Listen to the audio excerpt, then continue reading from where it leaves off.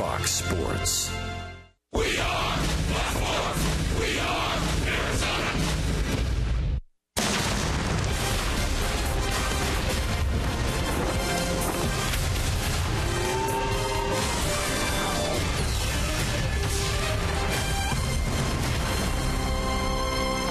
Cincinnati, Ohio, for the final time this year. The D-backs today with a chance to sweep a 4-game series from the Reds for the first time ever, and at the same time get over 500 for the year.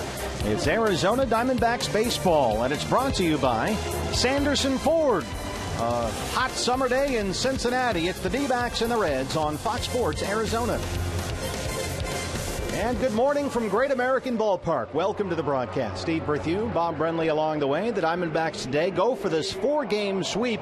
D-backs, as we start play today, only 6 games back of the Dodgers lead in the National League West. Still very much in the discussion here. And Bob, when you consider that today makes 20 of 26 on the road, that's really remarkable. You know, when the schedule comes out every year, you look at the road trips and you say, man, that's going to be a tough segment of the schedule. And that's exactly what we said when we saw this particular road trip to Seattle, Houston, Washington. The D-backs came out of that 2 games over 500, went home to play the Reds and the Phillies, took 4 out of the 6 in that series, and with a chance to go 6-4 again here today, you'd have to say this has been an outstanding stretch of the season. So we want to finish on a good note here and get that first ever 4-game sweep of the Reds. Raisel Iglesias, the Cuban, is on the mound for Cincinnati, and Chase Anderson for Arizona. Goldie is back, 4 hits last night, 2 home runs. Yeah, it was really good to see. Goldie's been struggling mightily recently, but making solid contact in the ball game last night. Went 4 for 5 with a couple of home runs. All 4 of his base hits came to the opposite field. Reds working him away, and he took the ball the opposite way, which is what he is known to do. And just listen to the contact. Solid, crisp, barrel on ball. That's what we're used to hearing from Goldie. Hopefully he is back. Goldie doing Goldie things and making that Goldie sound. When we come back, more from Todd Walsh. Can we sweep through Cincinnati and make it a happy flight finally back home after this one? First pitch coming up on Fox Sports Arizona. The Diamondbacks and the Reds from Cincinnati.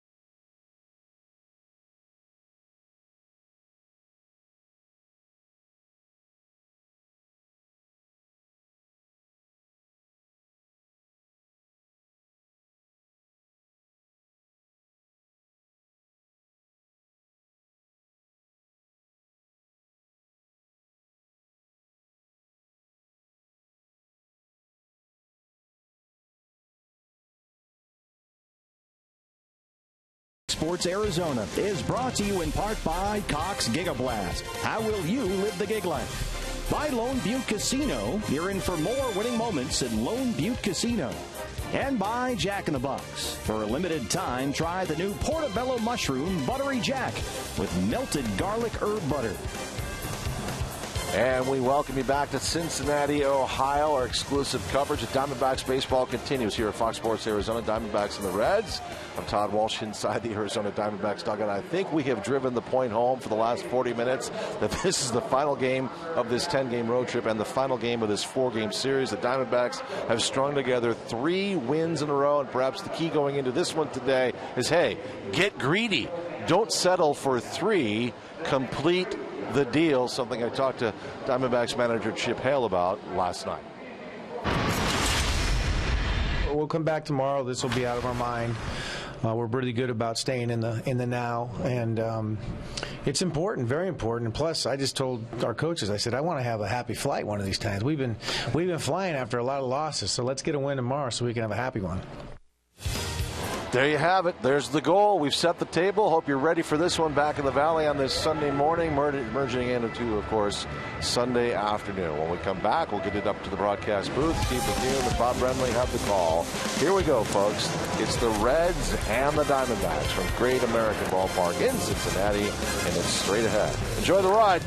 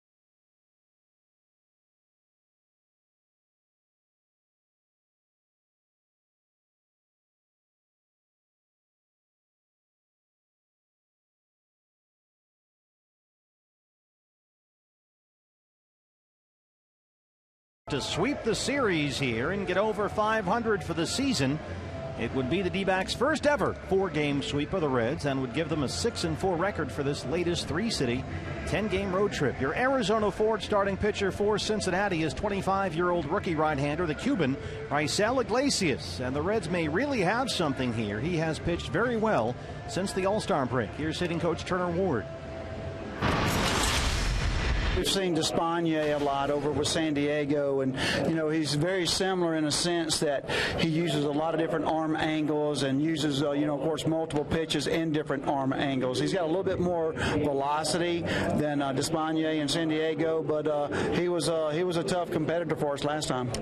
Raisel Iglesias signed by the Reds out of Cuba last year. They gave him $27 million, more strikeouts than hits allowed this year, with a good heavy sinker that we're told has continued to improve as the season has gone on. 3 consecutive starts against the Diamondbacks, the Padres, and the Royals when he gave up 3 hits in each of those games, went 6 innings, and 7 innings. This guy despite his multiple arm angles and multiple pitches, is around the plate pretty consistently. You mentioned the two-seam sinking fastball. That's his main weapon. Slider's his best secondary pitch, but because of the multiple arm angles, he'll make all those pitches look a little different depending on where he releases them from. Ender Inciarte hit the first pitch of the ball game out for a home run last night. He takes that one for strike one. We are underway. Mark Wegner, the plate umpire today, on a hot, steamy Sunday afternoon by the Ohio River. That midsummer heat is back after lovely weather here the first 3 days. You heard Turner Ward mention that Raisel Iglesias was very good against the Diamondbacks earlier this month. That was August 7th at Chase Field, and he pitched very well. 1 run on 3 hits in 6 innings. He had 6 strikeouts. Ender reaches down and slaps that the other way. That's a fair ball. It's in the corner. It gets by Bourgeois out there. And Ender, who led off the ball game last night with a home run, has a leadoff double here today. 22nd double of the year for Ender Inciarte. The start today, half as good as the one last night. That's what you want your leadoff man to do. See a few pitches, find a way to get on base, and jumpstart this ball game. That's his 3rd double in this series. His 5th hit. And aboard for Chris Owings, who's been red hot here this weekend. I'd like to see a bunt for base hit attempt here myself. Frazier and Votto are back, although Votto starts to creep in now, maybe thinking the same thing. There's strike one. CO 242 and 4 homers. First time since June 10th that Chris's batting average has been up in the 240s. He's had a tremendous series. Diamondbacks incidentally lead the National League in bunt base hits with 27. Votto back at first now. Frazier a toe on the grass at third. That misses. It's 1-1. Chris Owings 8 for 12 through the first 3 games here.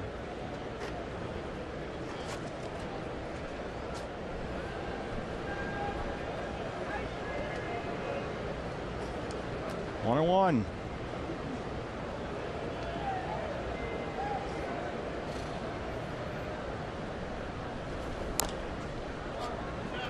There's that changed arm angle, dropped down nearly sidearm with a quick pitch that time.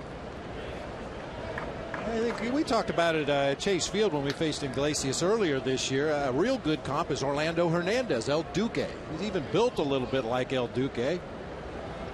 Another guy that was willing to change his arm angles to make his pitches look a little differently.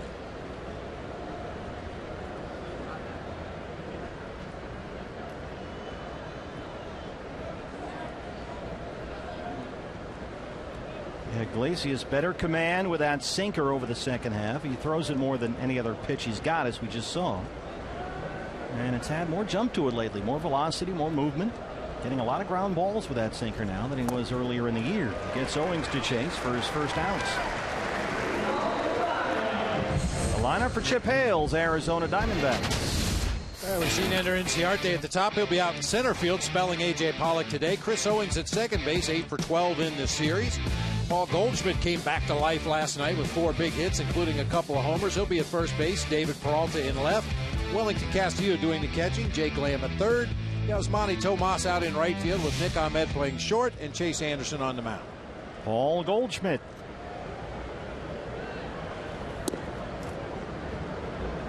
Goldie 331, now 24 home runs, and back atop the National League RBI lead after his big night last night.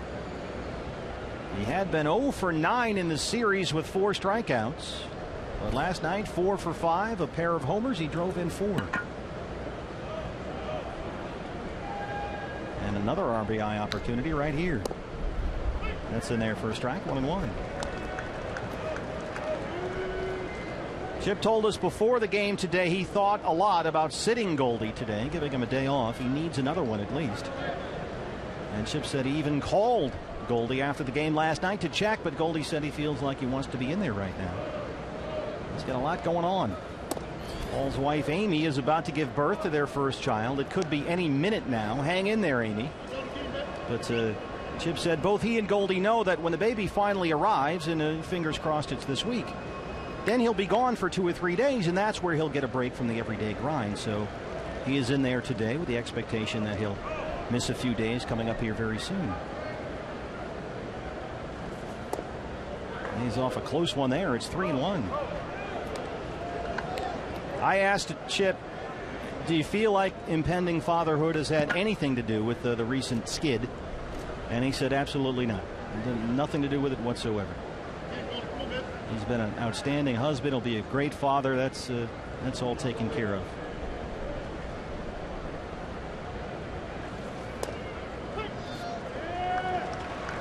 Three and two. Well, you rarely see Goldie question a call. Mark Wegner calling this sinker. It appeared to be off the plate away, and it was just a little bit off that outside corner. Chase Anderson's going to need that same pitch today.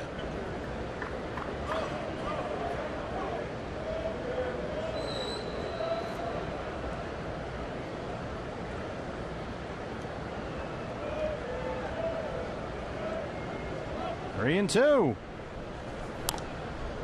Ender really dancing around back there at second. Oh, Goldie, the big night last night.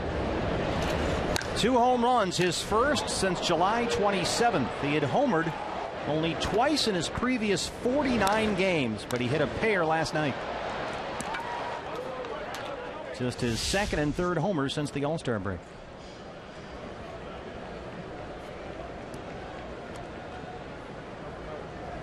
Making that Goldie sound. Boy, I'll tell you, most players in the major leagues will never know what it feels like to hit a ball like that to the opposite field. It's just remarkable the power he has to right and right center, like a left-handed pull hitter. He's off on a close one there and gets the walk. Diamondbacks have 2 on and 1 out for David Peralta. Take a look at the Reds around their rookie right-hander. Our mid-first bank starting defense for Cincinnati. Bourgeois will be playing left field today. Lamar back in center field. Schumacher over in right field. No Jay Bruce today. Todd Frazier and Ivan DeJesus Jr. on the left side of the infield with Brandon Phillips and Joey Votto on the right side. Brian Pena doing the catching for right-hander. What's his first name? Raisel Iglesias. Brennan Bosch was originally in the Reds starting lineup, but he came up with a sore ankle. He fouled the ball off the ankle last night, so Lamar added to the lineup, but the outfield shifts around for Brian Price. Here's Peralta. .295 and 12 home runs. He is 0 for 6 in the series. And that follows the 0 for 6 he had in one game, that 15-inning loss at Pittsburgh Tuesday. So he was up to a season-high 306 a week ago. But since then, he's been 0 for 13. Some days off, several tough left-hand starters. Kind of derailed Peralta's mojo a bit. And he's down 0 balls and 2 strikes. Brian Pena back there. Right up the left arm off the mask and shot high in the air before landing out in the middle of the infield. That one couldn't have felt too good. You know what else doesn't feel good? Getting busted at second base on a double play ball. I watched Ivan DeJesus as Goldie took his walk and got down there to first base. Joey Votto's playing behind Goldie. He's going to get a good jump on a ground ball. And infielders know who the runner is at first and what kind of jump he's likely to get. Ivan DeJesus is not looking forward to a ground ball to the right side here and covering second base. Getting the start at shortstop this afternoon. We have seen for the most part a Eugenio Suarez at short. He is off today. DeJesus at short and Phillips at second. I remember when Manny Trio playing second base for the Giants, one of those rare occasions when I was playing third in a similar situation, first and second, 1 out. He whistled across the infield and said, "Get it to me quick." Bill Madlock was the runner at first base, and Mad Dog was known for breaking up double plays. Get it to me quick. I was going to say, they didn't call him Mad Dog for nothing. Peralta in an 0-2 hole here.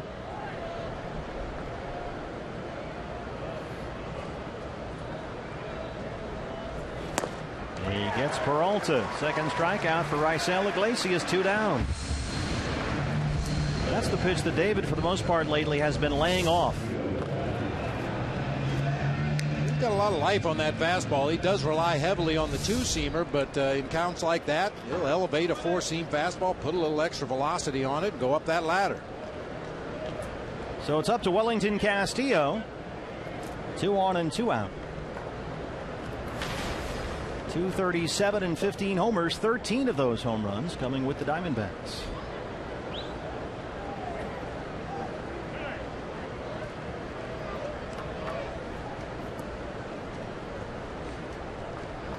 D-backs got 1 run in the first here Friday.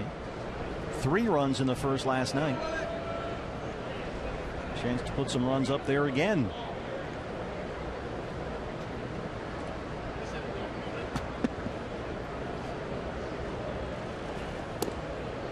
Ball 1. Castillo on base 3 times Friday night. He was off yesterday. Pair of singles at Milwaukee, had 2 RBIs.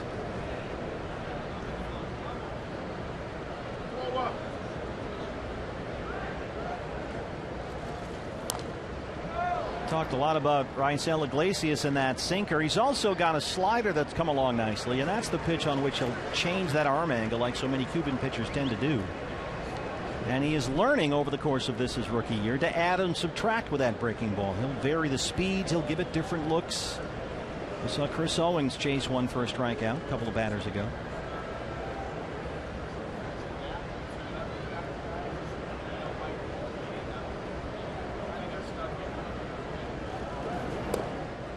That's in there for a strike, and it's 1-2. That ability to add and subtract usually comes later in a player's career after you've been beat up a few times, but all it takes is a fraction of an inch to get that ball off the sweet spot of the bat, get it out near the end, get it down near the trademark a little bit, and a line drive in the gap turns into a ground ball to short.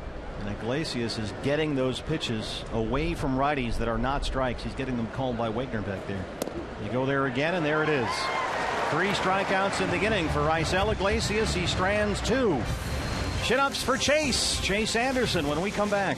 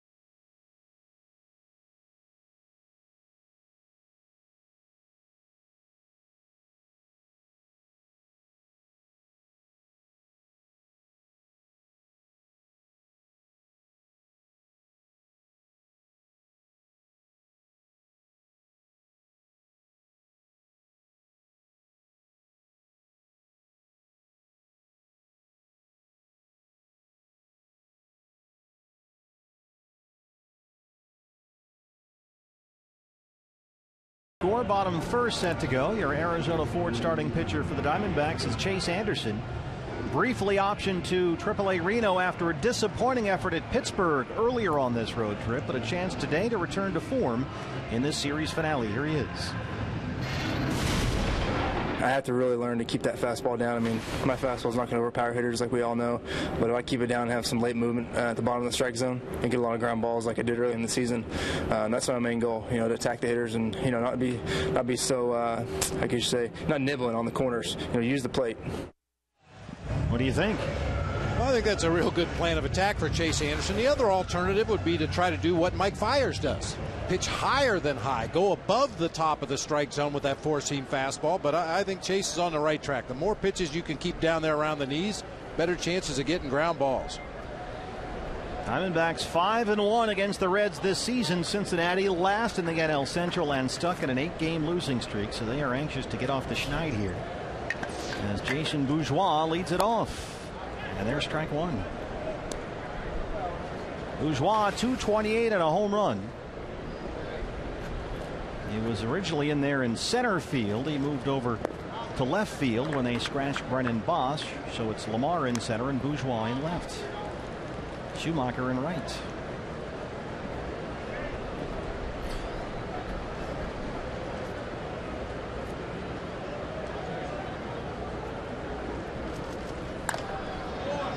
Bouncer to shortstop. Nick Ahmed.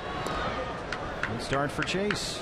Yeah, Chase Anderson had a real nice outing against the Reds 3 starts ago. Gave up only 4 hits in 7 innings. Did not allow a run. Punched out 7. That really good start was sandwiched in between 2 really bad ones at the beginning against the Mets and the Giants, and then 2 bad ones again against the Phillies and the Pirates. So hopefully we see the Chase Anderson to put up those numbers against the Reds at Chase Field. 7 scoreless, 4 hits, 7 Ks. The curveball is extremely effective for him in that ball game, as good as we've seen. Brandon Phillips, 285 and 9 home runs.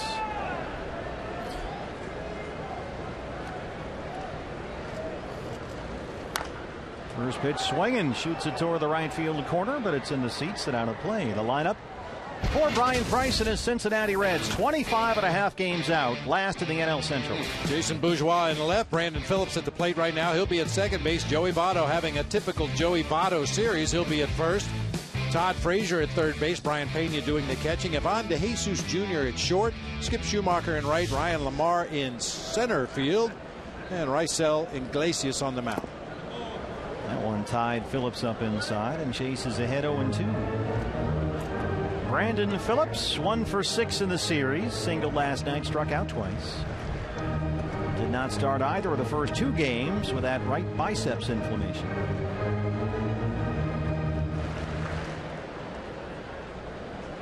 I think that last foul ball might have got a piece of Wellington Castillo possibly back there.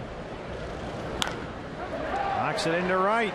Drops in front of Tomas. A 1-out single for Phillips, and that'll bring up Joey Votto.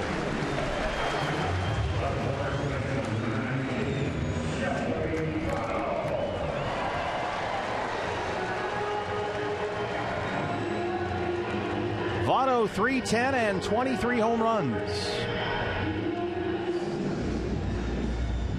He has 4 hits in the series, 2 doubles and a homer. And he's homered 4 times in his last 10 games. Diamondbacks have the shift on.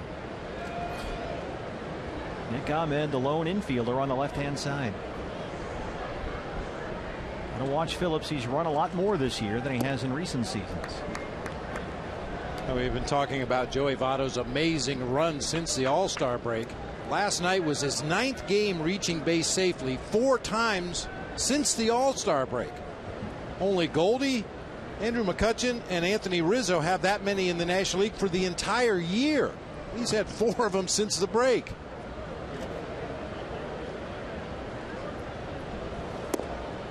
Joey Votto, since the All-Star break, is hitting .398 with 8 home runs.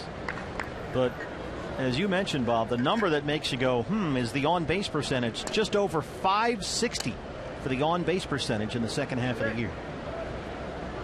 So he's getting on base more than half the time he's up there.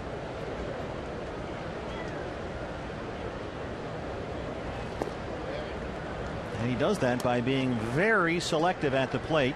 And case in point, he's ahead 3-0.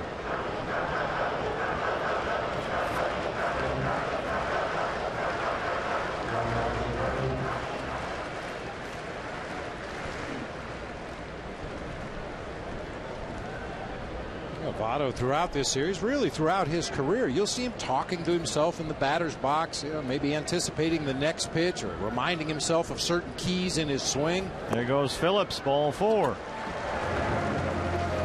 So Votto walks for the 6th time in this series. He is the major league leader in walks, just ahead of Goldie.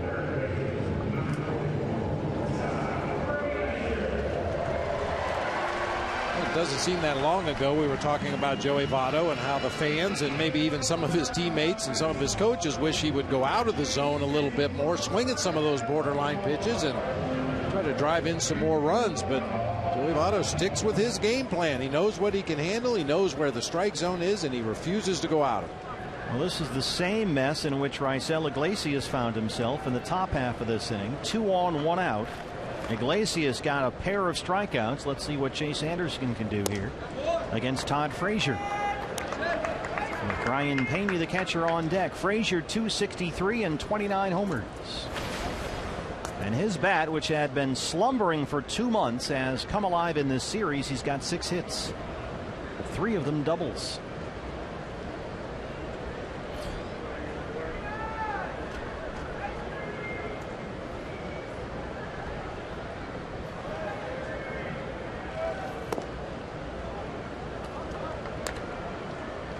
You've heard of bad ball hitters, guys that can hit pitches out of the zone. Vlad Guerrero, the ultimate. Yeah, I think Todd Frazier is a bad swing hitter. He's one of those guys that just gets the bat on the ball. Sometimes he'll take the ugliest looking swings you've ever seen, but has good hand-eye coordination when he's going well and just seems to get the bat on the ball. Well, you know what it is? He's talked about this a lot. It's still essentially his Little League World Series swing. He was the Little League World Series hero. And he is kind of the same guy now that he was then. Just up there taking his hacks.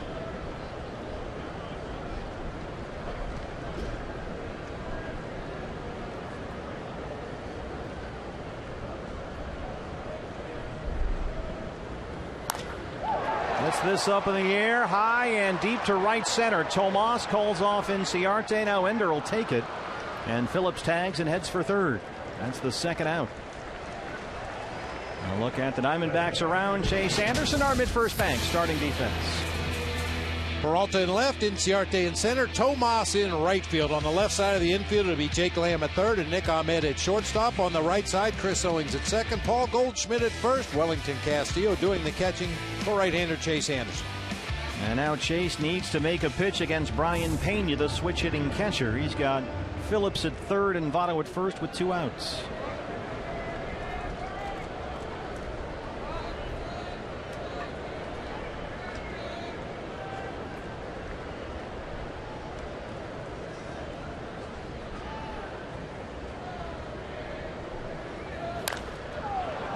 Turns on that one, but pulls it foul.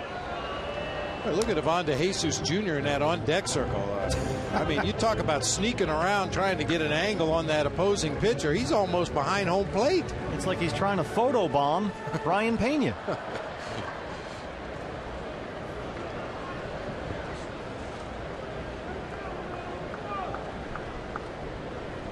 He's in the camera shot.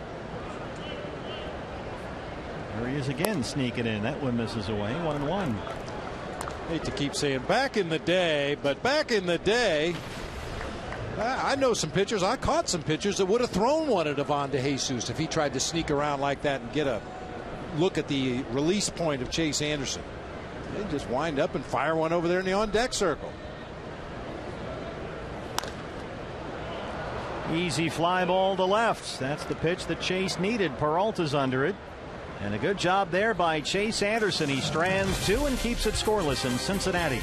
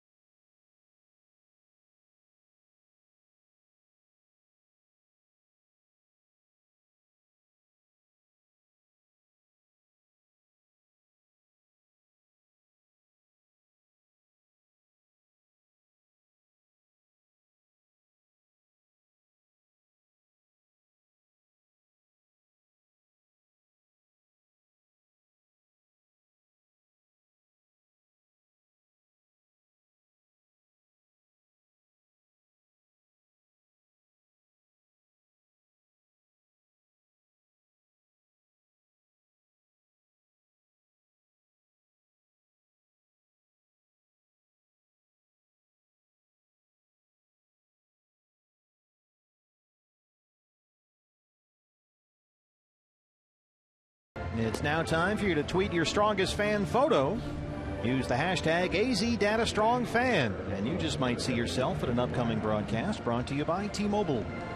Jake Lamb leads off the second. Yasmani Tomas and Nick Ahmed 6-7-8 against rookie Raisel Iglesias, who had 3 strikeouts in the first inning.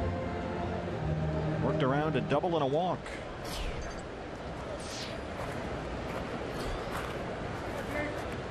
And the Reds, they kind of shift more of a shade for the left-hand hitting Jake Lamb. Jesus, the shortstop, still on the shortstop side of second, with Lamb at 265 and 5 home runs.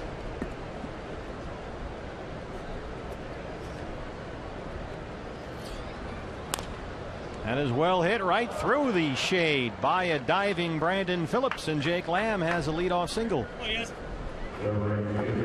That's Jake's second hit in the series. Center cut sinker that time, stayed right on it. Tough to hit a ball past Brandon Phillips at second base, but that's exactly what Jake Lamb does. Drives it into right field for a leadoff single. Yasmani Tomas. Tomas in there today. A.J. Pollock has the day off, despite A.J.'s 11 for 15 series so far. Chip Hale told us this morning he feels like A.J.'s played a lot of games in a row, and it was best to give him the day today to let him breathe a little bit. And so it's Tomas out there in right field, Inciarte in center, and Peralta in left. So A.J. Pollock, one of the secret weapons today. Have him available for a potential pinch hit at bat at some point in the ball game. Maybe come in for defense late if the D-backs have a lead. But hoping to give him a day off here today. We'll find a spot for him over the course of the ball game, more than likely. He's more like a weapon of mass destruction than a secret weapon the way he's been going. 11 for 15. 1-1 to Tomas. Another at bat here for Tomas. Got that big hole on the right side. Joey Votto holding on Jake Lamb. Brandon Phillips shading up the middle just a little bit, and we know Tomas likes to take the ball that direction. Boy, tell you what, anything on the outer half to a right-hand hitter is a strike today. Anything. And that would certainly help Tomas get it to the right side here.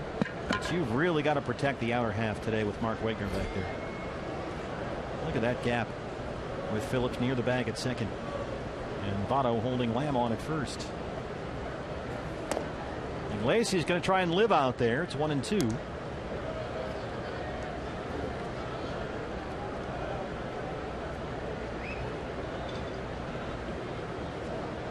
See Yasmani Tomas, a lot of his base hits coming to the opposite field. That's about as even as you can get. I was going to say, if I showed you that in March, you would have told me I was nuts. Yeah.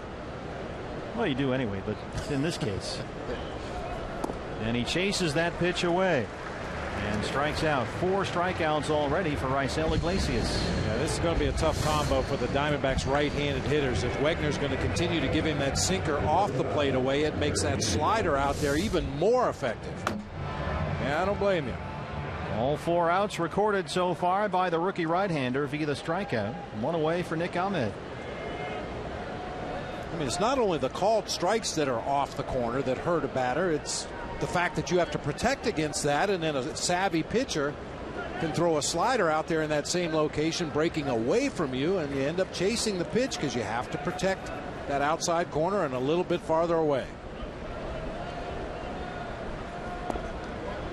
This there, and it's 1-0 on Nick, who's at 221 and 7 homers. Somebody made a great point today about Raisel Iglesias, talking to him before the ball game, and he said, look, this is not a young guy who was showcased like they are in the States, who's worked for years and years trying to get a college scholarship and show a scout he can throw 95. This is a guy who's learned to pitch by watching old Cuban pitchers pitch. There's your ground ball to the right side. Phillips the shovel pass. DeJesus turns it. So the strikeout and the double play erases the leadoff single for Iglesias. No score in Cincinnati.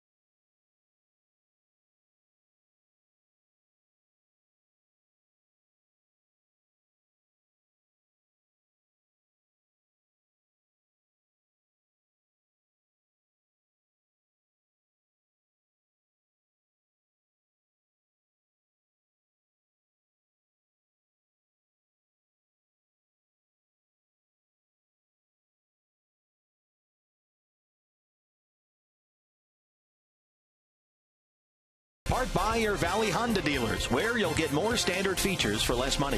CenturyLink, your link to what's next. And by Mix One, great taste, no face, available at local retailers. Ohio, along the Ohio River, Great American Ballpark in downtown Cincinnati. Steve Berthew, Bob Bradley, and Todd Walsh with you. The Diamondbacks and the Reds, the finale of this 4-game set. D-backs going for their first ever 4-game sweep of the Redlegs. And Chase Anderson will work to Ivan DeJesus, Skip Schumacher, and Ryan Lamar. 6, 7, and 8 in the Reds' second.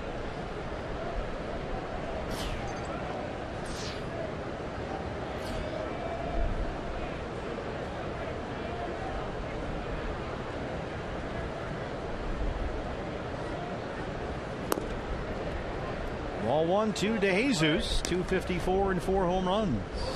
I was down on the field talking to Chip Hale in the dugout, where, keep in mind, it's shaded. And I don't mind telling you, it is hot here today. And I know all the folks back home, well, I'll tell you about hot, but the humidity here, we had just glorious weather, but that Ohio midsummer steamy stickiness is back big time today. It's a hot day to be down there. I don't envy the catchers today. They're going to drop a few LBs. Yeah, this is the kind of day you can get your arm loose just shaking hands with a teammate. You don't even have to throw the ball. We expect increasing cloud cover as the afternoon wears on. Bright sunny skies now for the most part. 2-2 on Ivan DeJesus Jr. Yes, that's Ivan DeJesus' son. Father, a longtime National League infielder. Played for the Cubs and the Phillies over the course of a 15-year career.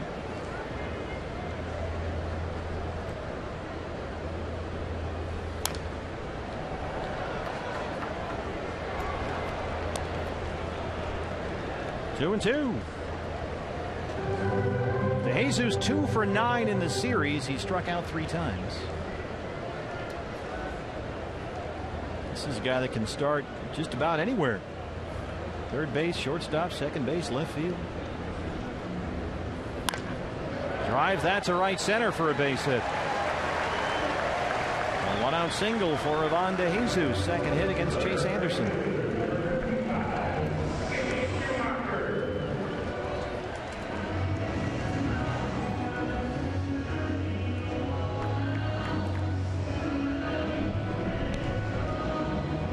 Skip Schumacher now.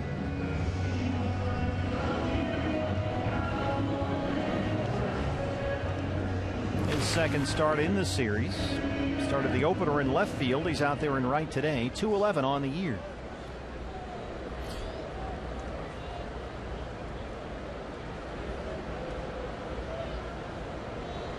Jake Lamb in a step at third.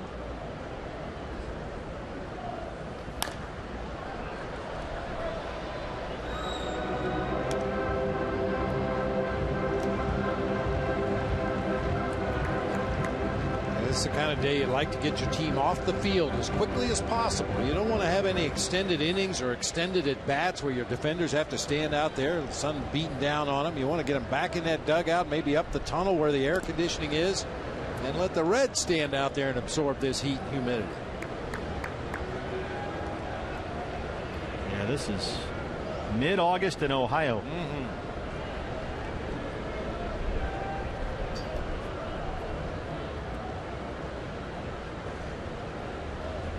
What'd you do back in the day on a day like this in Coshocton? Sweat. Sit around and sweat. Well, you know, I'm sure anybody that's ever been in heat and humidity like you see back here in the Midwest in the summertime is familiar with this. When you're a kid, you go out and you start playing, you get dirty, and you sweat. And the sweat goes right through the dirt on your arms, leaves little rivers of sweat, and I'll get that later. You know, you play all day. And then your mom meets you at the back door and tells you to take off all your clothes here. You're not coming inside that dirty. Hose you down in the yard. Yeah, it happened. Stand up against that fence. Let Dad get the sprayer. I don't know. It just seemed like when you were young, the heat and humidity didn't seem to bother you quite as much. You still had to get out there and play with your buddies. I guess that's true with most things in life. 2-1. It's only when you get older and more fragile that heat and humidity bothers you. Chase, of course, grew up in Texas, so this is nothing for him.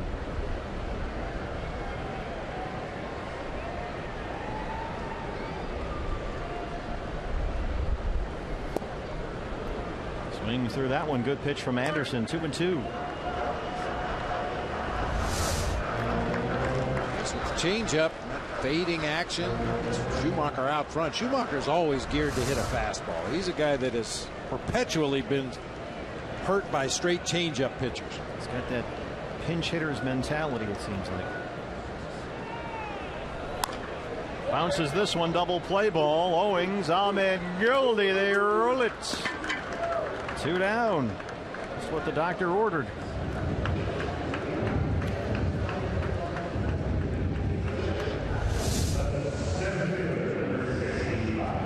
What the doctor ordered is right. Maybe a step or two to Chris Owings' right, which kind of leads him into that little shovel toss on to Nick Ahmed. Perfectly placed so Nick could come across the bag and avoid the runner and fire on to Goldie to complete the double play. Well, if he can get Ryan Lamar, who was hitless in his major league debut last night, he'll have the pitcher Iglesias leading off the third. And one pitch right to Nick. Good throw by Ahmed. A nice quick couple of ground balls there from Chase. No score through 2 on a hot one in Cincinnati.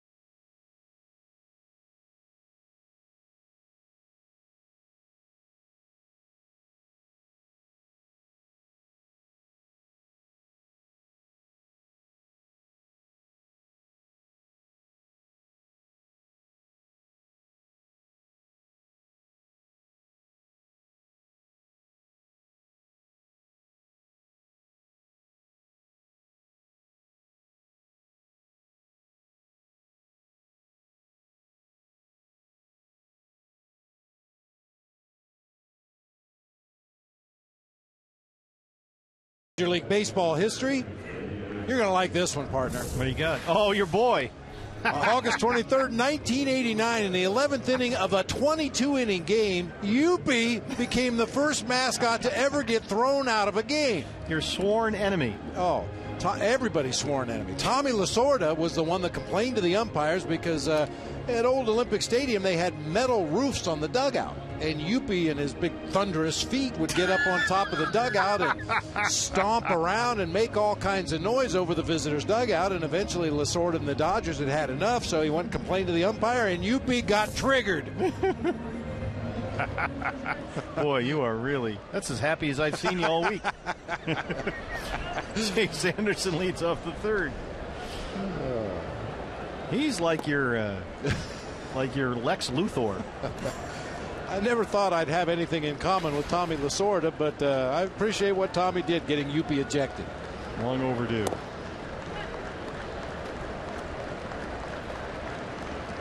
I mean, I remember Tommy used to throw rosin bags at Youppi. He did. He hated him worse than I did. I'm telling you. Well, I'm glad Youppi has a gig now because he works with the Montreal Canadiens. Montreal Hockey des Canadiens. But sooner or later, baseball's, I got news for you. It's going to end up back in Montreal. Yeah. And Youppi's going to be back big time. And you are going to have to face him twice a year, or at least once, as Anderson strikes out. It's going to happen. Maybe not tomorrow, maybe not next year, but he'll be back. The Expos will be back. And that is going to make for a tremendous pregame segment. Yeah, looking forward to that. 5 strikeouts the first time through the order for Raisel Iglesias. And here's the leadoff man, Ender Inciarte, who doubled in his first at bat. I gotta tell you, 5 strikeouts already in the game. All 5 have come on 4 pitches, each one of them. Get ahead, waste a pitch on the 0-2 count, and then come right back in that zone. So that's the first time through. So now the adjustments start to take place, in theory anyway, right? Yeah. And the problem with facing a guy like Iglesias is he can make adjustments just with his arm angle. Votto, the backhander. Iglesias quick over there to cover the bag. 2 down. Streaking over to cover first base. That's actually kind of refreshing. This Reds team has really been going through the motions in the first 3 games of this series. I mean, some of the guys, Joey Votto, putting together good at-bats, really grinding it out, but the effort has been somewhat lacking from the Reds in this series. We talked about that last night. We saw them play a little too casually at times. It's been that kind of a year. They are 51-70. They have lost 8 straight. 2 down for Chris Owings, the strikeout victim his first time. And like we talked about, Iglesias really worked the outer half against CO in the first at bat, got him to chase a slider down and away for the strikeout. So let's see how he pitches to him in round 2 here. That's the call at the belt. 0-1.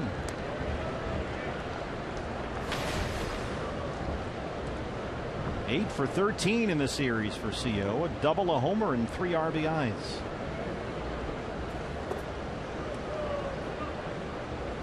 And he was 2 for 20 through the first 6 games on this road trip in Atlanta and then in Pittsburgh, but he has really come alive here in Cincinnati. And he told us he felt like he had really good at bats in those last 2 series, but now really seeing results. Good take there by Chris. He laid off that pitch that time and gets ahead 2-1. And for me, a big difference for Chris Owings is you see a really good take right here on a pitch that's been called a strike throughout the ball game. The difference for me is he's hitting hittable pitches. Earlier in the season and even recently, he gets a fastball down the middle of the plate. He'll foul it off in the second deck on the right side of the field. More recently, he's been hitting that ball hard and putting it in play. Now, everybody's going to be susceptible if a pitcher executes a perfect pitch, and there's nothing you can do about that. But when they make a mistake and leave it over the plate, you better hit it hard and put it in play. Another good take by Chris. He spotted the fastball at 95 down and away, and Wagner doesn't bite. That was well, it's close to what was a strike earlier. So Iglesias is taking what he thought Wagner would give him there, and it's full 3-2.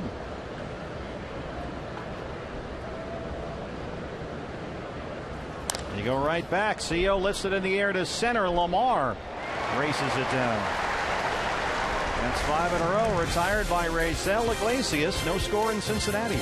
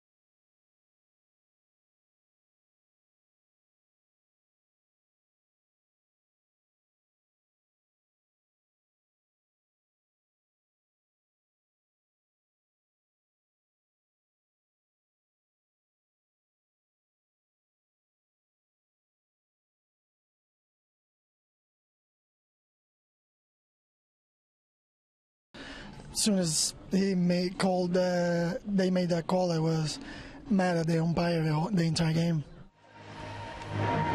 You know, Todd, never go against the family. I've got some olive oil for you there, Steve. Come here on the day of my daughter's wedding, and you asked me to do murder. If I give you an orange, then we're gonna, What have I done for you to treat me so disrespectfully? Okay, Luca Brazzi's in the back room.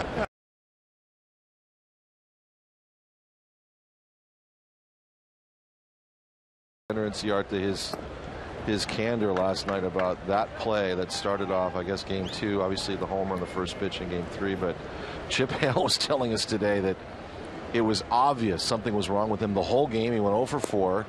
There were players going over to him, other coaches going over to him. They could not get him out of that mental funk. And I think he realized by the time that game was over that he let a whole game go.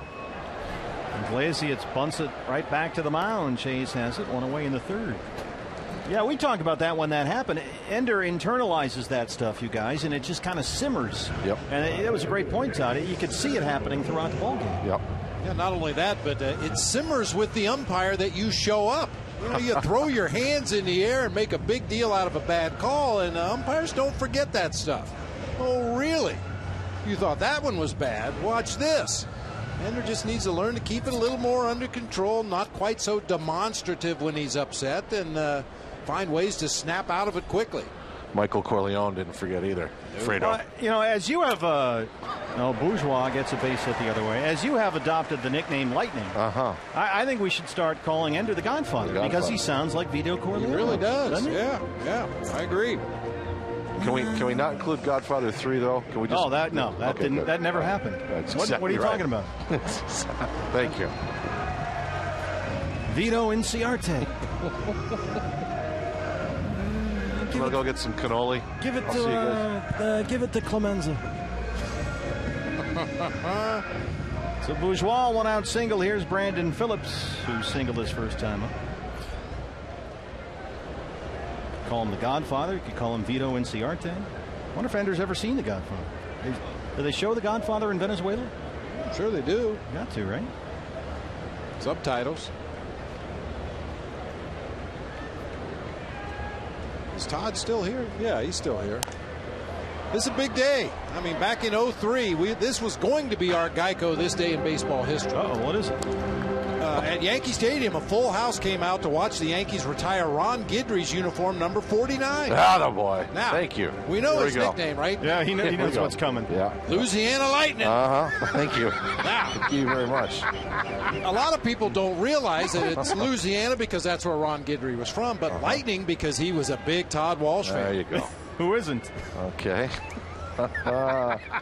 Isn't it Carly Yastrzemski's birthday or something? Today? He looks these up on the interweb every day, and between the Youpie one and the Lightning one, he was doing a jig in here. He was so happy. He's been waiting to spring that on you all day. He couldn't wait. This is great. Broke it out in the 3rd inning right there for you. I've been tweeting video of Lightning. I don't know if you... just to kind of perpetuate the myth. I heard you had a little lightning in your room last night there. Yeah, what's the deal with that? You really want to go there? I heard there was a flood. Yes, there was. Noah? Yeah.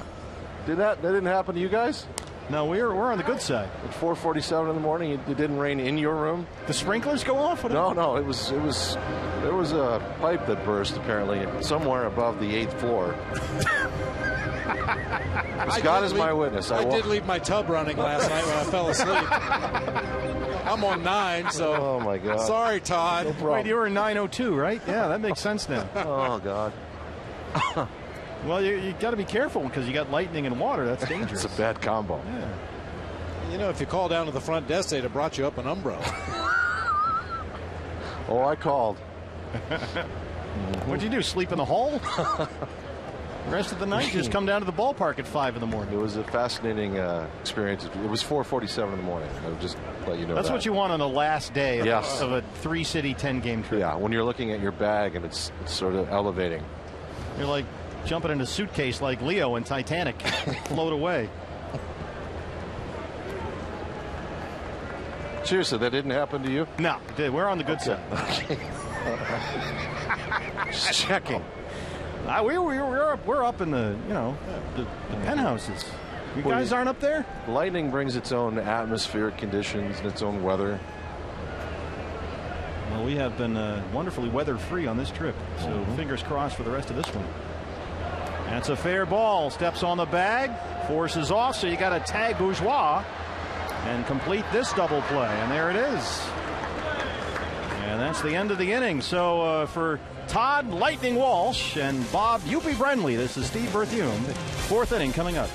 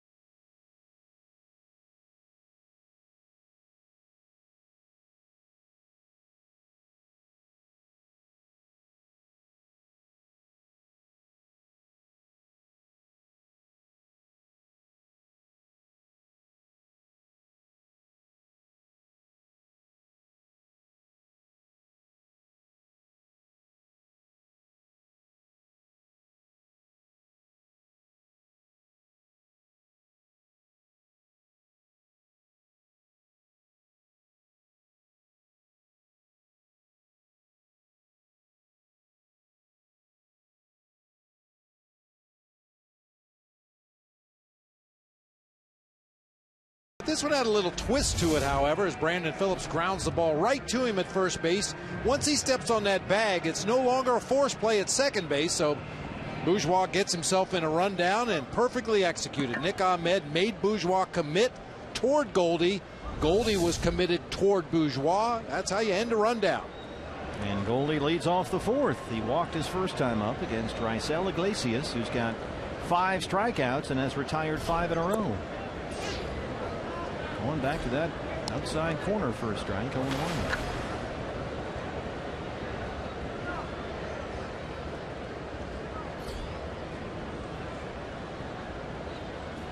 Oftentimes in those rundown plays, we see the infielders frantically chasing after the runner, and as you said, well, he's the runner. He's got to go to you, right? Well, in a rundown, the idea is make the runner commit one direction or the other. Don't allow him to shuffle along and try to, you used to play pickle when you were a kid, and you just tried to keep an equal distance between yourselves and the two defenders. Well, the idea is if you're one of the defenders, run hard at that guy. Make him turn and run to get away from you. Once he does that, you give the ball up to the other infielder. It's an easy out. But if you allow him to keep shuffling and keep that distance between the runner and the defenders, it could be a long rundown. Goldie chases a high one and strikes out. Nick Ahmed, get up and run as hard as you can. Make Bourgeois turn and run to get away from you, and then Goldie just steps up, takes the throw, and applies the tag. Goldie just waits for it, and there you go. 6 strikeouts for Iglesias. Here's Peralta, who struck out his first time up.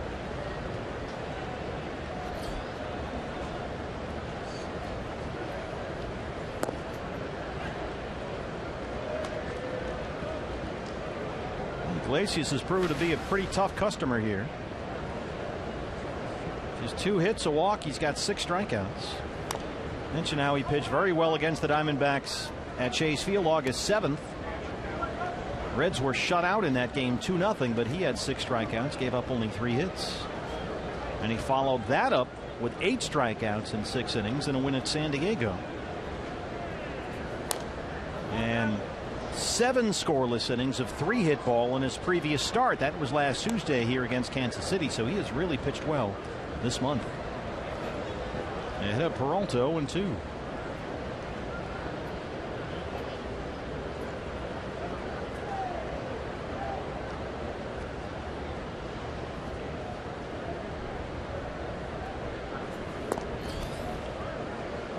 Take a look at our Valley Honda keys to the game quickly here.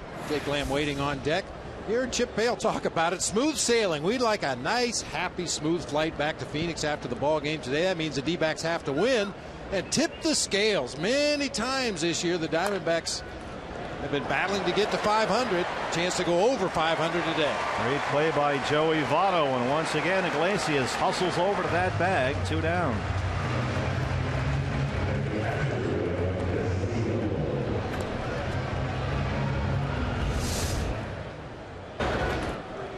With a diving stop to his right. Usually he doesn't get up and run at the bag as he did right there for Iglesias. Joey Votto, one of those guys that normally just holds his ground and fires to first base overhand as he's fading away. But that time, a more fundamental play by Votto. Scooped it, ran toward his target, and gave the ball to Iglesias.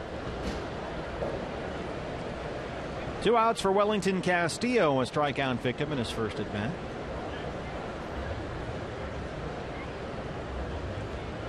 Well, he just 3 for 25 on the road trip with 10 strikeouts. It's been a long grind. Oh, gives this one a ride out to Bourgeois in left, and that's over his head and gone. Beef, it's what's for lunch here in Cincinnati. That's his 16th. There's some confusion now about whether that was gone or not. Reds are insisting it was not a home run. And Mike Winters, the second base umpire and crew chief, sprinting in here to put on the headsets and have a look. Castillo's at second. Yeah, he waved off Chip. You don't even need to appeal this one. This is a boundary call. So the umpires immediately will go over and check with New York. Let's see. Oh, yeah. That's way out of here. Off the hands of a fan and dropped back onto the playing surface, which created some confusion for the Reds. But that's a no-doubt home run for Wellington Castillo. It'll be his 16th of the year. And his 14th as a Diamondback. It's another replay review brought to you by Mix One. And this is an umpire review. As Bob said, all boundary calls are up to the umpire's discretion. And there it is, the homer. So a 2-out solo homer for Castillo makes it a 1-0 Diamondback lead. It's just the 7th home run given up this year by Raisel Iglesias, who had retired 7 straight before that home run. So the call on the field is confirmed. The replay review brought to you by Mix One. I just had an odd thought. You know, there's a website out there, I wish I could give credit where credit is due, that tracks the time it takes a player in his home run trot. Well, I wonder what you do with that. Throw it out, right? Now, the Reds were scrambling to try and get Castillo out at third. He stopped at second, and Mike Winters came sprinting in because as the second base umpire, he rotates over on a fly ball to left field. So there's your updated replay review standings brought to you by Mix One.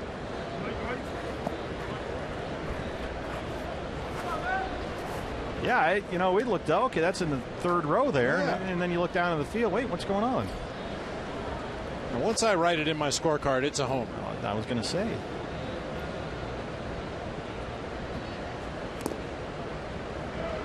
Jake Lamb singled his first time up.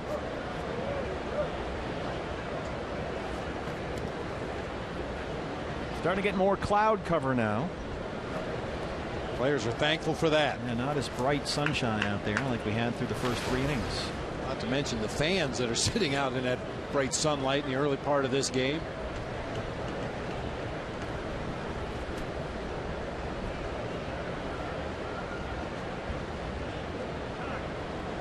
Good to see Beef Wellington get back in the swing of things.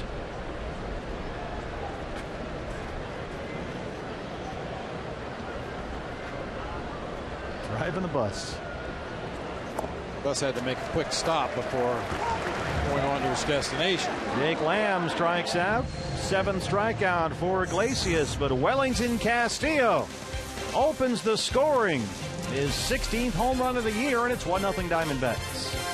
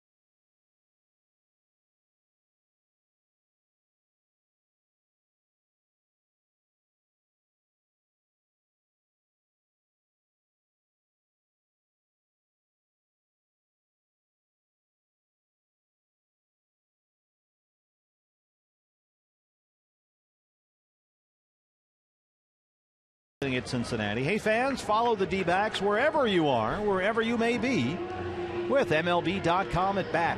It's the #1 app for live baseball. At bat, up to the moment, at any moment, with in-game highlights, live look-ins, replay reviews, radio broadcasts, StatCast, and more. You can get MLB.com at bat for your smartphone or tablet. Joey Votto leads off the Reds' 4th against Chase Anderson, who's got a 1-0 lead. Each team with 3 hits apiece. Each team has left 2. Votto walked his first time up, the major league leader in walks.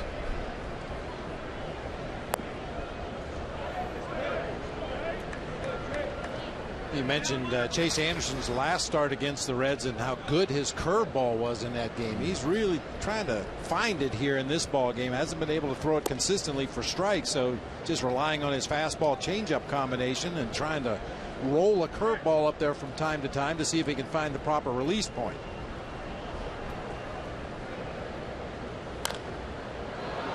Lifts this up in the air to left center, a lazy fly ball for Peralta. Well, the Diamondbacks in optioning Chase Anderson to Reno, which they did last week, albeit only for a day. Really believed he just needed a little confidence builder and work on some things in a less pressure situation at AAA, and then suddenly the next day, Jeremy Hellickson came up with a hamstring issue, and that ceased to become an option. So the Diamondbacks certainly know and have said as much that Chase is better than what he's shown the last 2 starts. He's one of the leaders on the staff, says Chip Hale, and they need him to be that guy. So he's got to, because of Hellickson's injury, figure it out right here. And so far, so good for the most part. Here's Todd Frazier.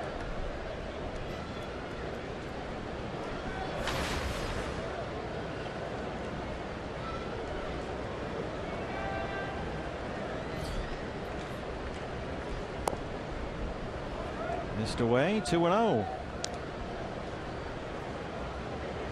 Chase, last start in Pittsburgh, didn't go very well. Chip Hale said they've seen a couple of outings now where the fastball command has not been on, just not there. Catcher's glove, Chip said, is in one place. The ball is going another place, and he's going to have to get that together. He's given up just 3 hits so far, all singles. He's walked 1.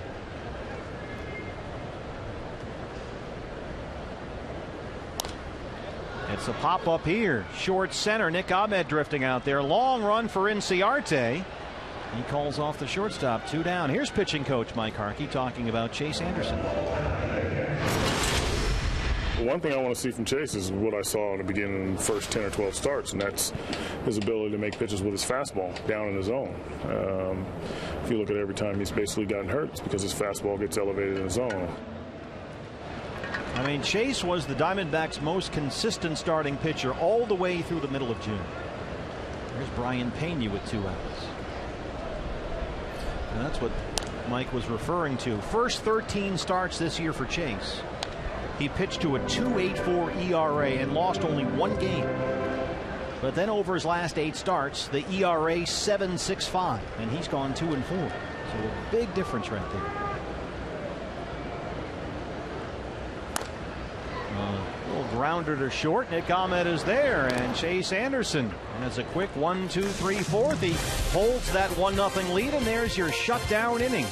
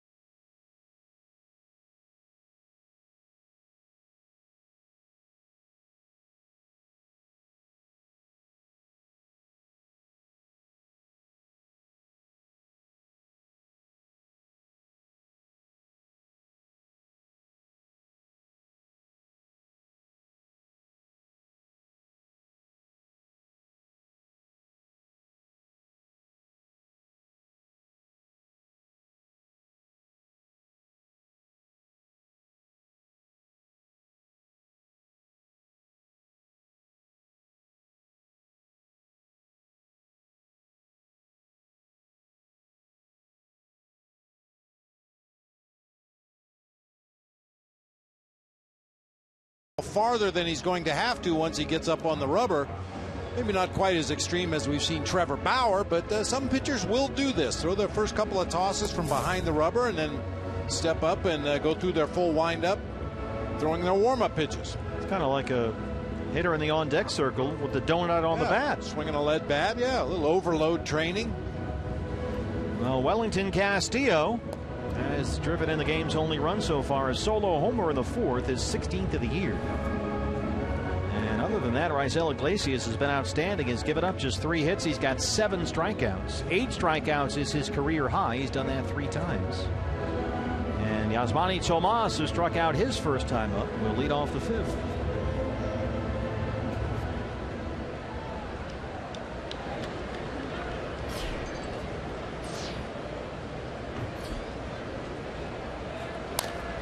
Pulls that one foul. Nice easy swing there from Tomas. Trying to figure out what to make of this. The Reds have taken 3 called strikes in this game. Diamondbacks have taken 16 called strikes. Well, I'd say Iglesias maybe hitting the corners a little better than Chase Anderson. Mark Wegner giving him a little more room on those corners. Reds looking to be aggressive against a guy who's had poor fastball command lately, maybe? I think any one of those things. Probably a combination of those. Tomas quickly down 0-2.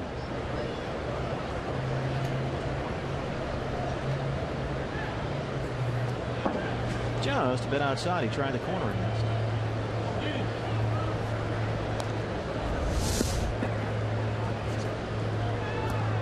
Almost a pitch out.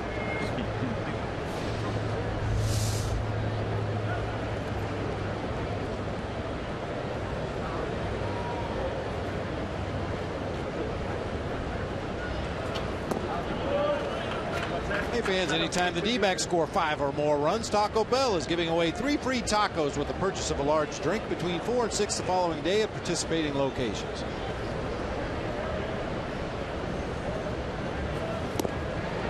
He waves at one outside the strike zone, and that's 8 strikeouts for Iglesias.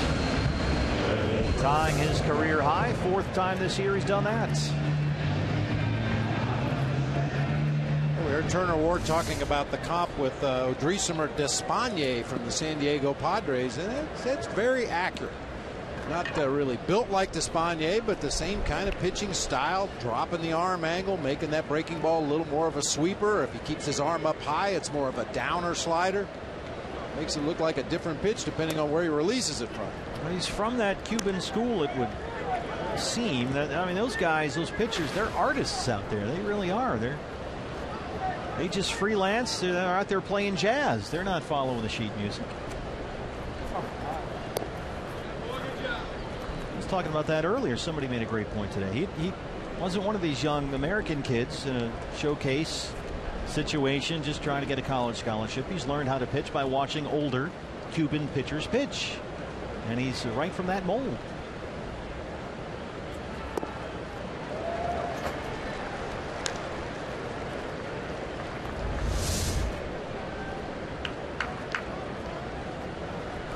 Well, Ahmed and Inciarte so far are the only 2 Diamondback starters that have not struck out against Iglesias, and Nick is down to 1-2.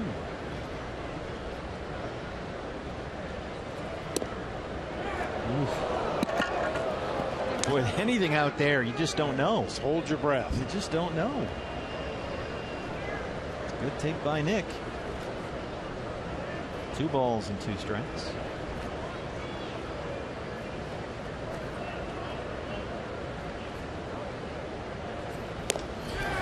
Fastball came up and in on the hands and got him. Now a new career high. 9 strikeouts for Raisel Iglesias. He's got the strikeout pitch going. Boy, the thing that's really been impressive we talked about is changing his arm angle, changing his delivery and his release point, and the ability to continue to throw quality pitches. I mean, guys work so hard on their mechanics so they can repeat them time after time and put the ball where they want to, and now you got a guy out there on the mound that does something different on almost every windup. His arm angle is different on almost every pitch, but he's still able to throw quality strikes. He's been outstanding in the second half of the season. 2-2 in 6 starts. His ERA since the All-Star break is 2.89. 1-1 on Chase. Iglesias signed out of Cuba last year. He pitched in the big leagues this season before. Had not done it all. On the minors, nothing. There's a strike. One appearance with the Reds in April, went to AAA for a bit. Did pitch for Cuba in the World Baseball Classic and in their National Series, but that was mostly as a relief pitcher. He's been converted into a starter. And he strikes out the side in order in the 5th. 10 strikeouts for Raisel Iglesias, 4 in a row, but the Diamondbacks lead it 1-0.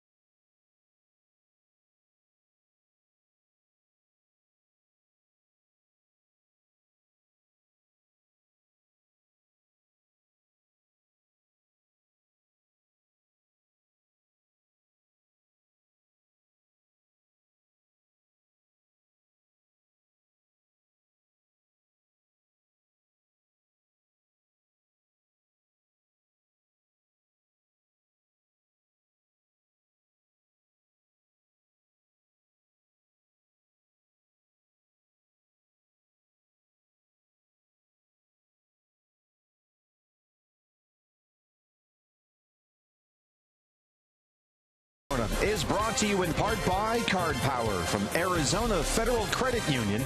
Now that's the power of us. By the Dollar Shave Club, shave time, shave money. And by Phoenix International Raceway. Join PIR on November 15th for NASCAR. Visit us at phoenixraceway.com and get your tickets now. Well, a sullen Sunday for my boy, Mr. Red. He assured us over the weekend that this race, he said, dude, the race is for real, no script. And Mr. Red running second there, right behind Mr. Red legs. A strong finishing kick, but watch Inciarte come out and deke him out of the dugout right there. And that may have cost him that crucial step, Bob. And a disappointing second place for my boy, Mr. Red. Walked off the field with his big head hanging low. Ivan De Jesus Jr. is one of the Reds' 3 hits against Chase Anderson on a single. It really was all about the start of the race. He didn't get the whole shot. Yeah. Slow out of the gate, no question. Tried to run on the inside along the rail. He's not good. He needs to get further out. A microcosm of the Red season. Dude, Sunday there's a race. It's real, no script. Well, at least he didn't suffer what would have been the ignominious defeat, losing to Gapper, who's just a disaster of a mascot. Just a mascot dumpster fire. Yeah, the Yuppie of the Midwest. 3-1. Gapper. Ugh, what are you doing? Just the second 3-ball count of the ball game for Chase Anderson, behind on De Jesus 3-1 to open up the 5th. Hold on there, Ivan Jr. That's strike 2. Looks like Mark Wegner is giving Chase Anderson that same pitch that he's been giving Raisel Iglesias, which I guess is what you asked for, right? Well, that's the old saying. You just want him to be consistent, but you know, if the guy winds up and throws it up the backstop and you call it a strike every time, that doesn't mean it's a strike. Leadoff walk. Chase, who had a nice tidy 1, 2, 3, 4th, issues his second walk of the ball game to open up the 5th. That brings up Skip Schumacher.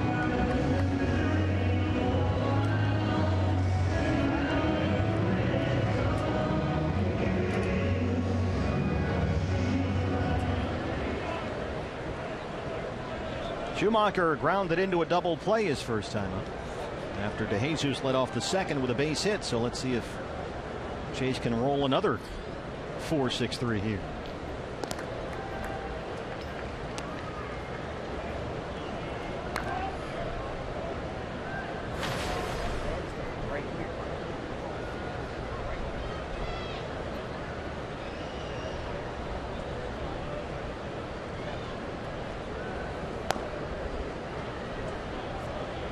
Chip Hale told us today that he sat down with Chase in his office because, look, it's been a weird week. He had 2 disappointing starts, was optioned to Reno, and then hold on, you're back after 1 day because Hellickson's hurt. And so that's a time when the managers, I guess, best to take him into your office and sit down, have a chat. And Chip told him, look, I know it's not easy. You're bounced around here. Don't let that negativism that can seep in these situations get to you. And he told him the goal now, you don't worry about what's happened in the past. Don't worry about what happens in the next 2 weeks. Just worry about today. Stay in the now. And that was the message from the manager. 1-1.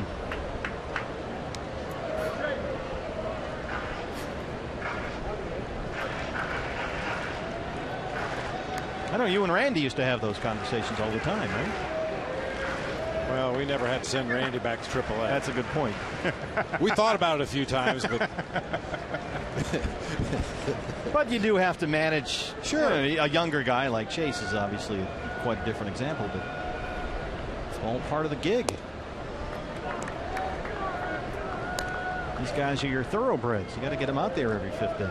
And you know, baseball players are such creatures of habit that when that habit is disrupted and unusual circumstances call for you to fly all over the country in the course of a couple of days, it helps to sit down and have your manager explain why things were done and what you were hoping to accomplish with the moves you made. This is a little bit of Chase's itinerary going back to Tuesday. Pitched in Pittsburgh against the Pirates on Wednesday. Caught a flight from Pittsburgh to Denver back to Phoenix, and then on Thursday was recalled from Reno. Flew from Phoenix to Minneapolis to Cincinnati and got here in the 5th inning. How about that? Well, he's losing that fastball command in this inning. He walked DeJesus, now behind on Schumacher. 3-1. So now the 3-ball counts are starting to come in bunches.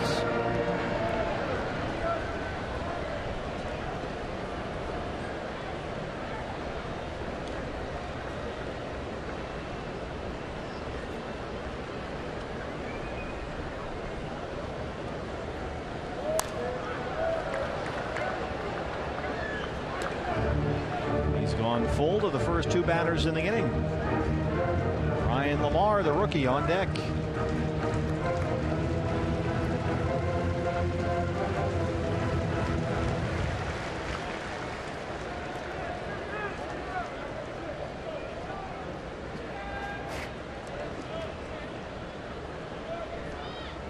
DeJesus takes off for second. Schumacher lifts it in the air to left center field. Inciarte backing up shy of the warning track. And that's the first out.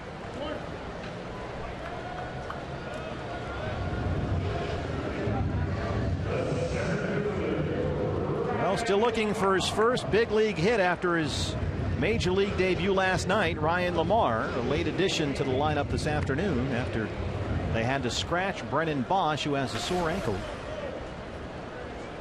Lamar grounded out in his first at bat today. Called up from AAA Louisville this week after they lost Billy Hamilton and traded Marlon Byrd. Mom and Dad are back. Mom, as we've seen this week, takes these bats a little tougher than Dad does. Dad is very stoic.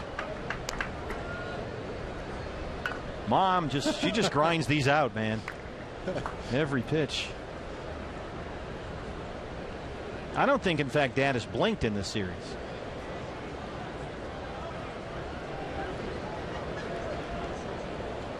Trying to see that first major league hit from their young man. 0-2. Ryan Lamar, a second-round pick out of the University of Michigan 5 years ago, a 26-year-old rookie.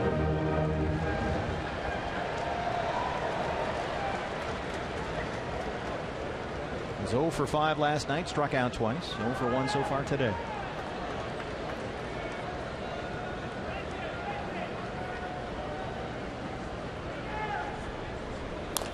And there it is, a base hit.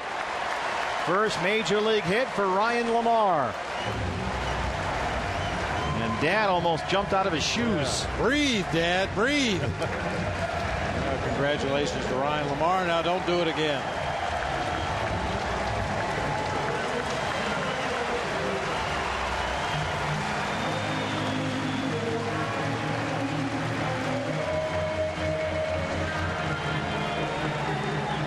Chip Hale, a mound visit.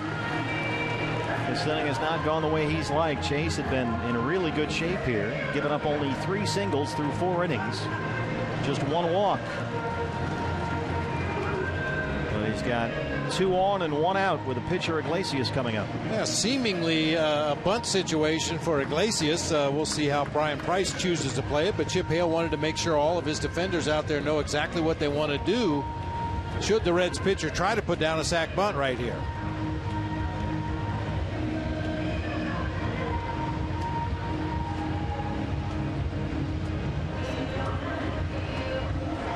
He walked to Jesus on a 3-2 pitch. Schumacher flied out on a 3-2 pitch. The base hit by Lamar.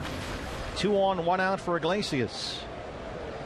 Anderson, 60 pitches, 37 strikes. And Iglesias squares to bunt. Goldie well in at first. Lamb kitty cornered at third. Iglesias lines it right to Goldie. A race to the bag, and he beats Lamar. Paul Goldschmidt doubles off the base runner there. A rocket right to him with the infield in. As Iglesias tried to butcher boy it, and he hit it right to Goldie. Lamar is doubled off, and Chase Anderson is through 5 with a 1-0 lead.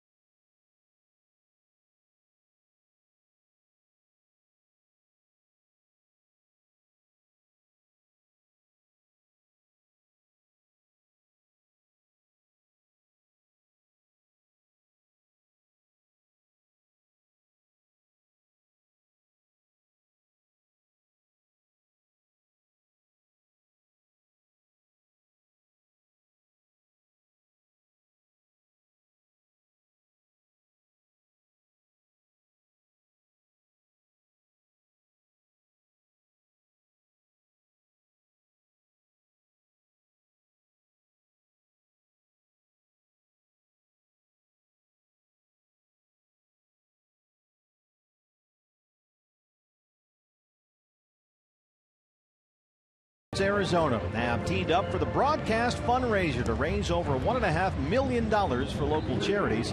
And this year we have something very special planned with Randy Johnson. So tune into the broadcast Thursday, August 27th, and find out how you can purchase an amazing piece of memorabilia and at the same time help local charities. It's coming up Thursday, August 27th on Fox Sports Arizona. Well, a rocket right to Goldie. Hold your breath, and he really helped Chase Anderson dodge another bullet here in this ball game. Every time it seems Chase has been in trouble so far, he's made a pitch when he's needed to. 3 times it appeared it was about to slip away from Chase Anderson.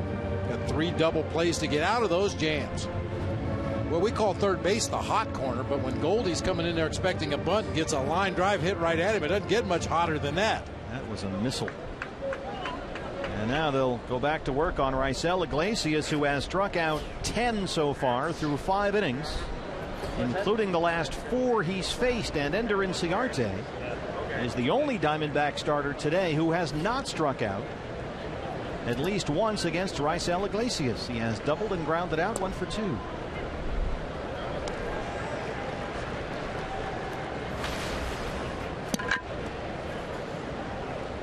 Ender 5 hits in the series, 3 doubles and a home run.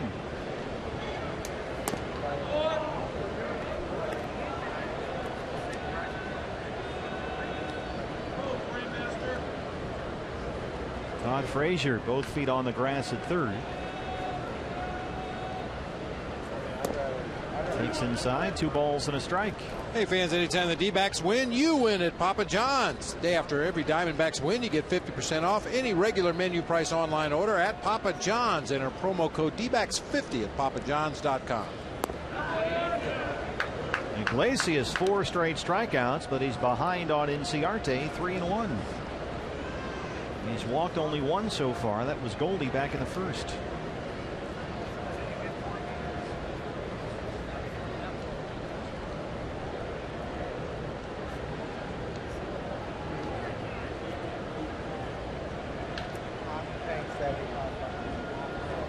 Pena called for fastball away, fastball in, fastball away. Iglesias just kept shaking him off. The heater away. Throws it across the plate on the wrong side for ball 4. We are told that Pena and Iglesias, Pena is of Cuban descent, have worked very well together this year. And Pena, the general thinking is, makes Iglesias better out there. They weren't quite on the same page that time. The last pitch appeared on our Fox tracks to catch that outside, or rather the inside corner of the plate, but did not get the call that time. So the leadoff man aboard for Chris Owings, who is 0 for 2. He has struck out and flied out. Boy, this guy's pitching. Every base runner, every chance to get 1 run across is big. He's at 75 pitches, 50 strikes. 10 strikeouts, 2 walks.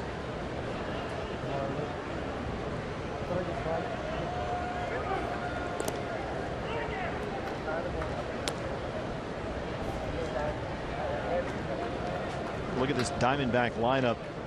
Inciarte's got 12 stolen bases. Owings has 14. Goldie has 20. A.J. Pollock's not even in there. He's got 33. You can see why they're catching up to the Reds in the stolen base department. And half of Cincinnati's stolen bases are from one guy, Billy Hamilton, who's on the DL right now. Yeah, 54 of the Reds' 111 have come from Billy Hamilton. Diamondbacks only 2 behind for the lead in the National League. Hamilton out with a shoulder sprain, suffered in the middle of last week in their loss to the Royals.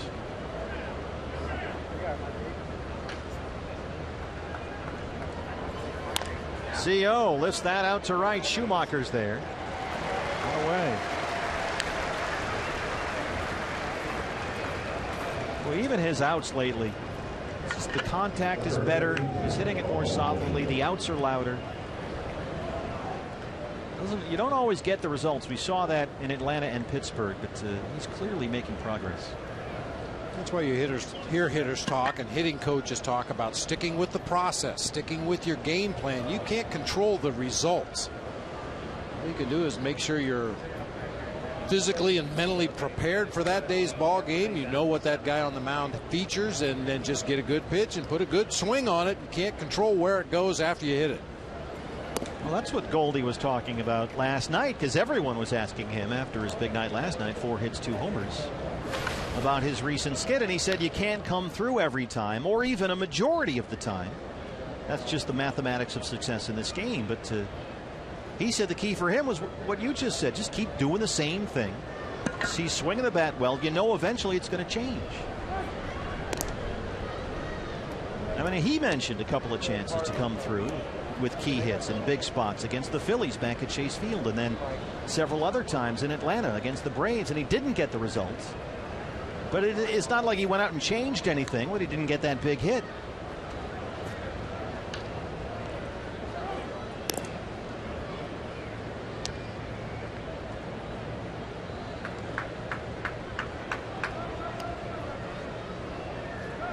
And what a change last night. 2 homers, his first since July 27th. His second and third home run since the All-Star break. So far today, he has walked and struck out. 1-1.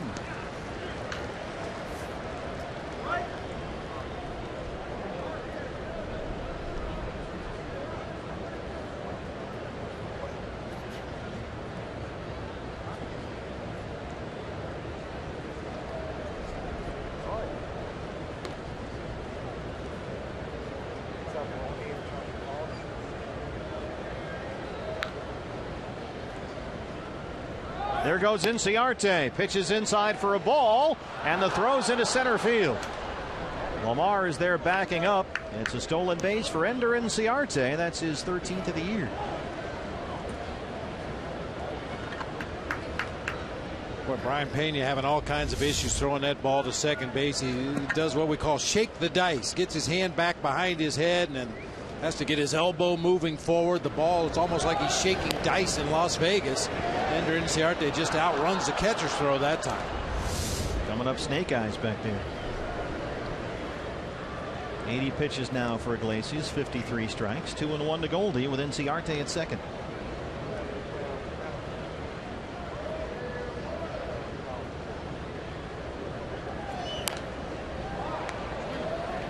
Well, one thing any hitter has to do is see the ball. Look at Paul Goldschmidt's head. This is against John Lamb in game 1 of this series. He does not track the ball all the way to the hitting zone. He's looking somewhere out in front of home plate. This was a home run in the ball game last night. Watch his head.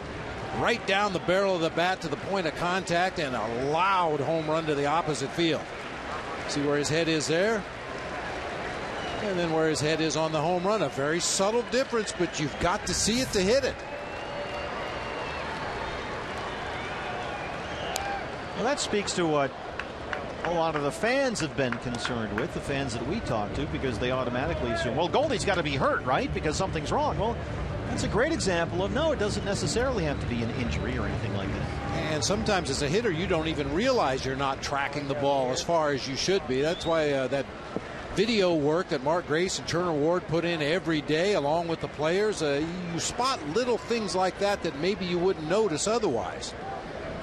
2-2. Bounces it in the hole. Votto gets a glove on it, spins and throws. It's low to Iglesias, and here comes Ender. Play at the plate. The throw is off, and Inciarte scores. Goldie gets second. 2-0 Diamondbacks. A nice stop by Votto, who went deep in the hole to get that one on the backhand, but a low throw got away from Iglesias, and then he threw it into the Diamondback dugout. I mean, nice play to get to this ball by Joey Votto, but then the throw to first base, he's off balance, he's fading away towards second base and throws it down low and behind his pitcher covering the bag, and then it turned into a snowball fight. And Iglesias had plenty of time to make a good throw to the plate here. Inciarte just now rounding third base. He picks up the ball, has plenty of time, but just airmails it over into that third base on deck circle.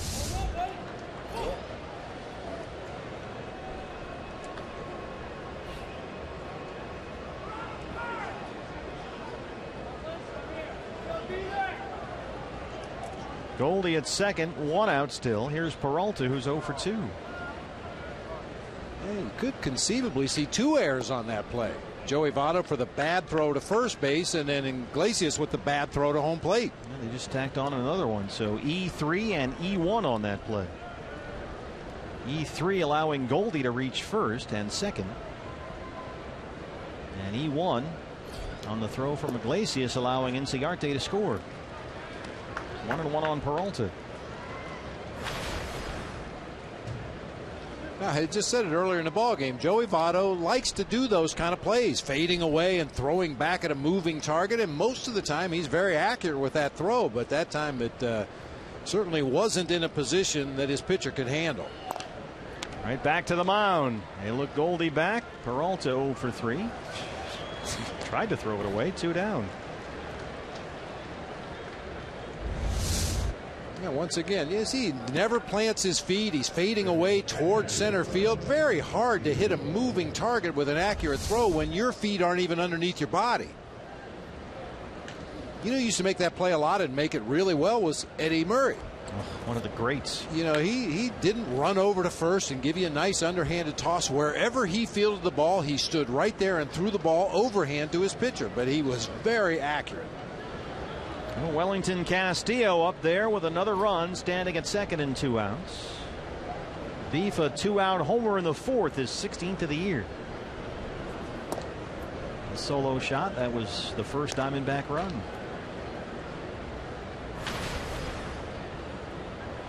"16 homers, 13 of them with the D-backs."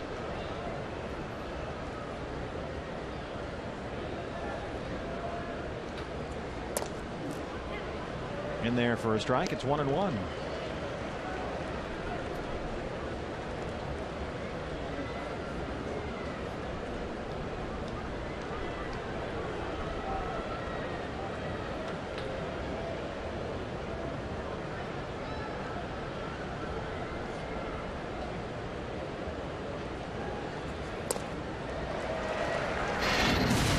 Chaz Roberts air conditioning. Cool play of the game. Beef Wellington. A couple of rows back into the seats. The fan dropped it out onto the field, and that created some confusion, but they looked at it and quickly decided, yes, indeed, it was gone.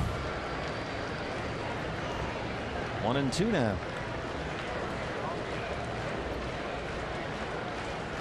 Got him. 11 strikeouts for Raisel Iglesias, but the Diamondbacks tack on one more. Bottom 6 on the way. It's 2-0 D-backs.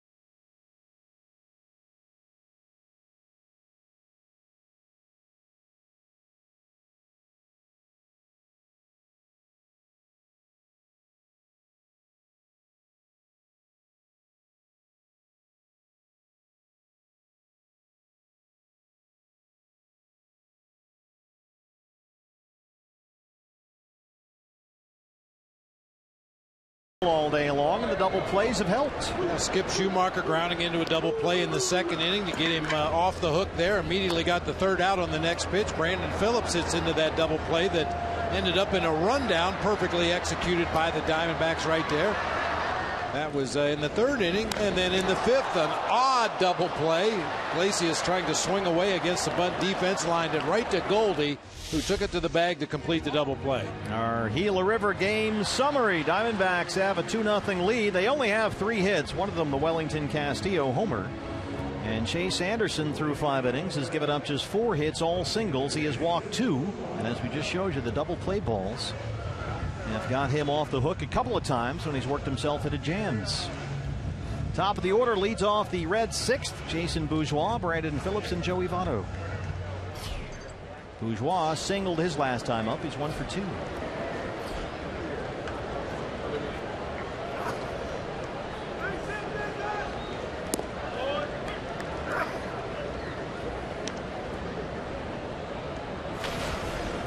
Bourgeois 4 hits in the series. He had a triple here on Thursday.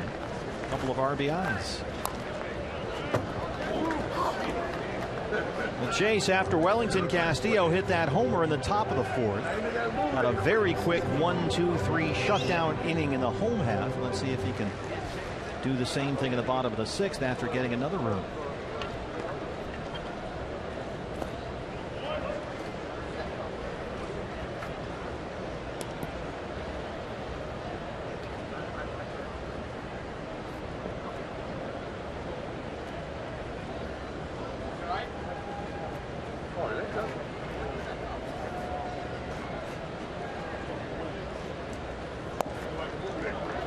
Two and two.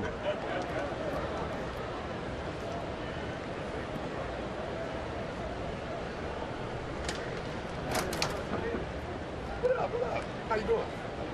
So you in? Got him. First strikeout today for Chase. One down.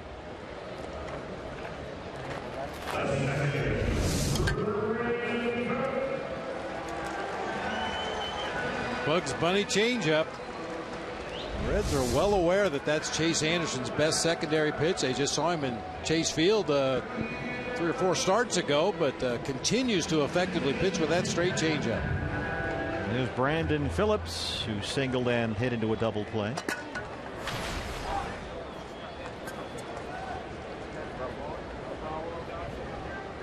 Two for 8 in the series.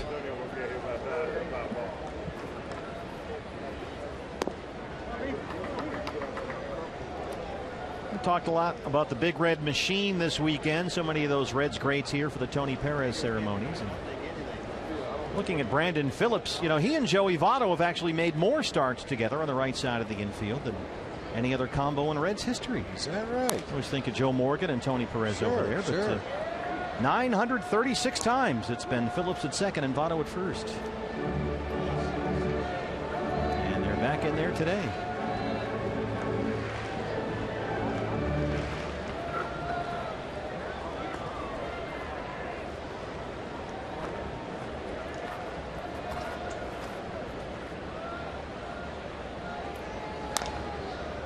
Along the right field line, drifting toward the seats, and not a play for Tomas. Brandon Phillips, the Reds' all-time leader among second basemen, hits, doubles, homers, and RBIs. And when you're in the same organization as the great Joe Morgan, that's really saying something. That is saying something. You know, Votto and Phillips playing next to each other, as you said, over 900 games. But I don't think anybody's going to confuse this Reds team with the Big Red Machine. Yeah, I don't think you'll be seeing any Jason Bourgeois statue unveilings up front. It's all part of the reboot, not the rebuild. Brandon Phillips, 34 years old, turned 34 in June. He's got another 2 years and $27 million left on his contract.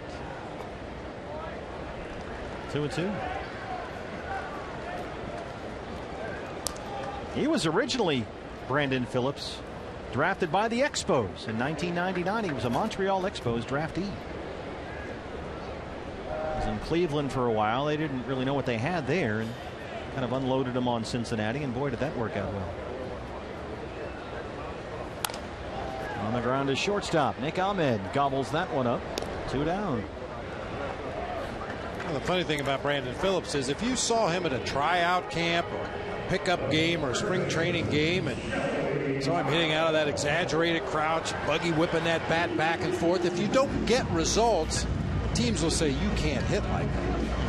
You're not going to be able to catch up to a good fastball with all that movement in your swing. So you can kind of see how the Indians maybe thought, I don't think this guy's going to work for us. Came over here to Cincinnati and with that wild setup that he has in the right-handed batter's box, started to get some results. The Reds are glad to have him. It's funny, you know, he was in Montreal. They traded him to Cleveland. And the Expos traded Brandon Phillips, Cliff Lee, and Grady Sizemore. Keep in mind, this is back in, what, 2000, 2002. Cliff Lee, Grady Sizemore, Brandon Phillips, all going to one place. And Phillips was the guy that they thought didn't work out, so they kind of pawned him off to the Reds here. In fact, he was traded for a player to be named later. Turned out to be a pitcher, Jeff Stevens, who threw 37 career innings in the major leagues. And Phillips, a decade in Cincinnati, 4 Gold Gloves, 3 All-Star games.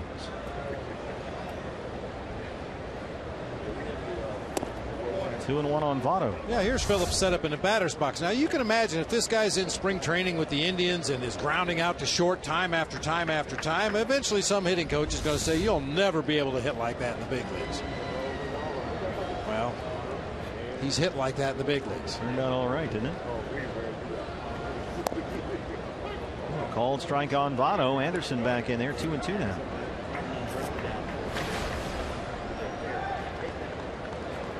Votto was walked and flied out, 0 for 1.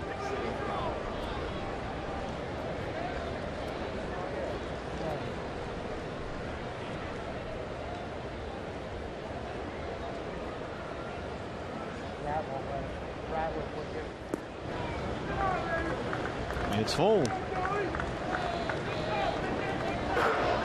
Votto's already walked 6 times in the series, leading the major leagues in bases on balls. Goldie is second.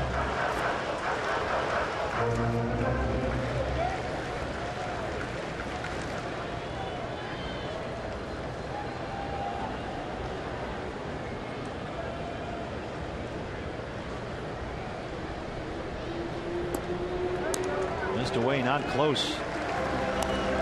Votto's walked for the second time. That brings up Todd Frazier, who is 0 for 2. He's twice flied out. A 2-out walk.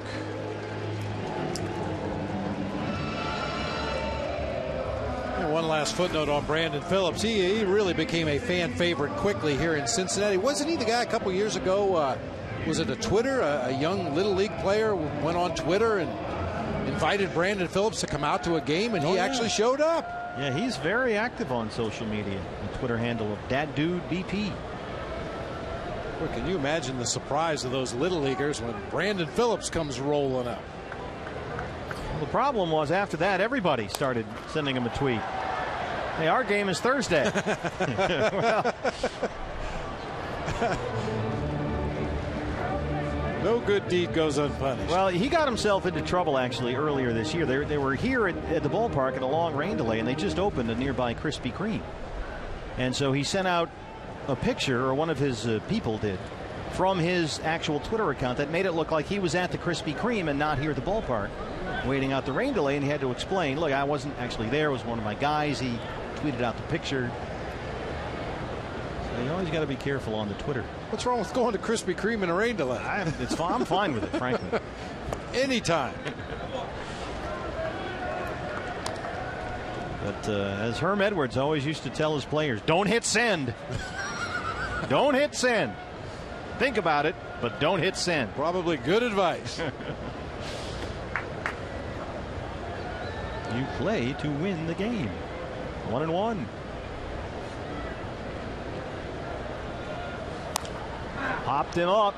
Third base side. Fight that sun. Jake Lamb. And he holds it in. Chase Anderson once again avoids trouble. Strands the 2-out walk. He's got a 2-0 lead.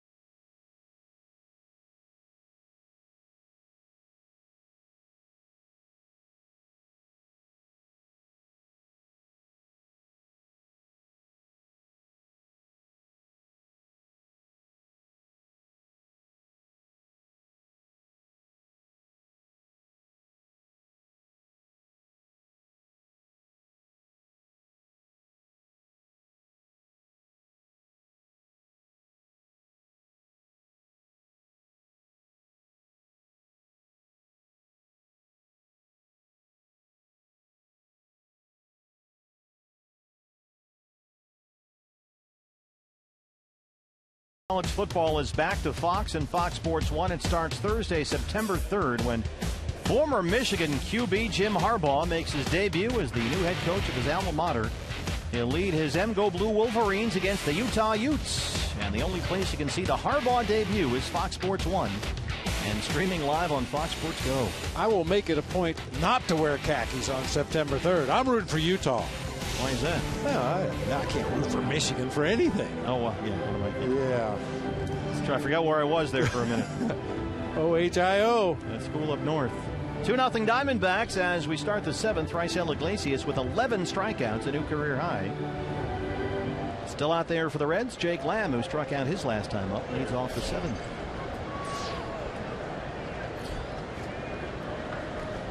Iglesias so far through 6 innings. 11 strikeouts, 2 walks. He's gone to only 3 3-ball counts. 16 2-strike counts. That's pitching while you're ahead of the count right there. Yeah, very similar to the start when Chase Anderson and Iglesias hooked up at Chase Field. Yeah, Iglesias was very good that night, only gave up the 1 run, but Chase Anderson was a little bit better, didn't give up any. Yeah, Iglesias, Reds lost that game 2-0.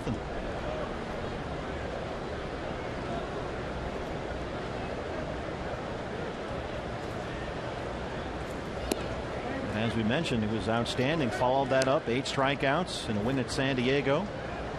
And then his last start was Tuesday here against the Royals. 7 scoreless innings, 3 hit ball. And he's been just about as good, maybe even better here today.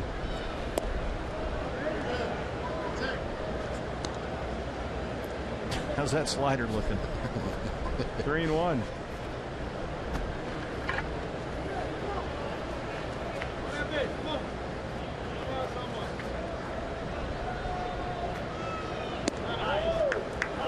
Ball 4, a leadoff walk. 3rd walk issued by Iglesias. Jake Lamb aboard for the 2nd time today.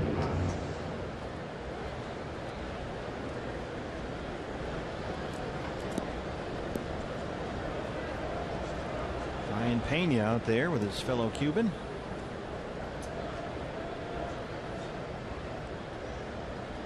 Yasmani Tomas, another Cuban player, 0 for 2, 2 strikeouts so far. And if you're just joining us, Chip Hale told us today it was a day to get A.J. Pollock a break. Despite his 11 for 15 in the first 3 games of the series, Chip felt like he needed to let A.J. breathe a little bit. And so Pollock not in the starting lineup. Tomas is out there in right. Inciarte in center, Peralta in left. And Yasmani's hit safely in 4 straight, 6 of his last 7, but 0 for 2 so far here.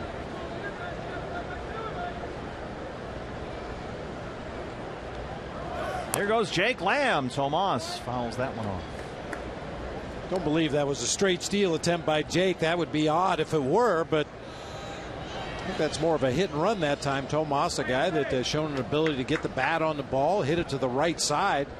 Seems like a good combination to play hit and run. You've got a guy that doesn't run particularly well at first base. He may need a little help, so you start him and hope that batter can find a hole in the infield. Especially the guy that goes the other way like Tomas.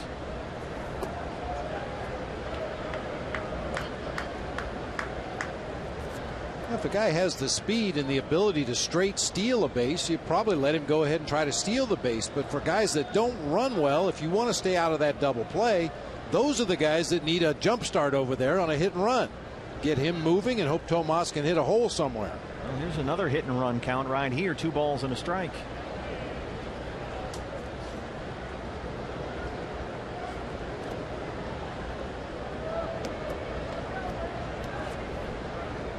There really is no set rule, is there, for when to put that play on?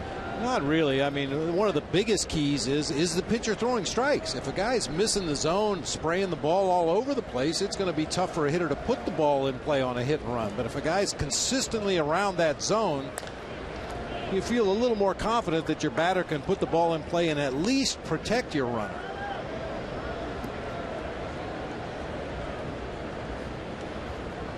Well, Iglesias about to throw pitch number 100. Tomas has been out in front a couple of times. 2 balls, 2 strikes. Jumbo Diaz getting ready in the red bullpen.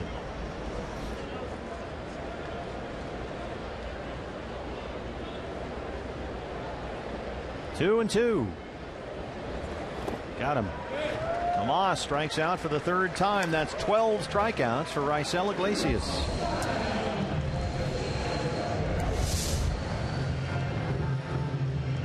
I don't know if that ball was ever in the strike zone. Ends up in the dirt over in that left-handed batter's box. 1 away for Nick Ahmed. Nick is 0 for 2. He has hit into a double play and struck out. 2 for 10 in the series. 100 pitches, 65 strikes for Iglesias.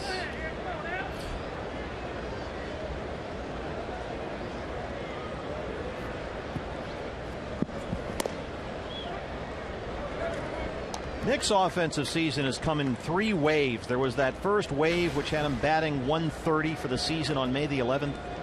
He was really down.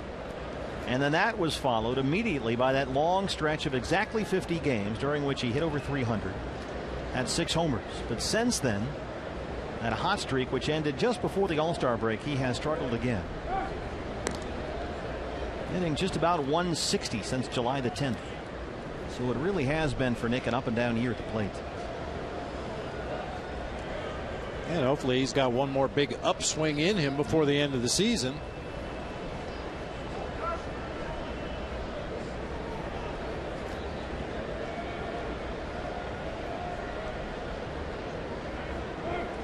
Chip Hale was talking about that, and he really likes Nick Ahmed. He says this is a tough kid, a tough New England kid from Western Massachusetts.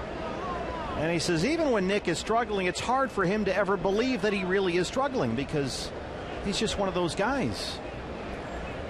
And the game is such a game of negativity, Chip said, that Nick Ahmed is a guy that never really gets down on himself. And that really helps pull him out of those nosedowns.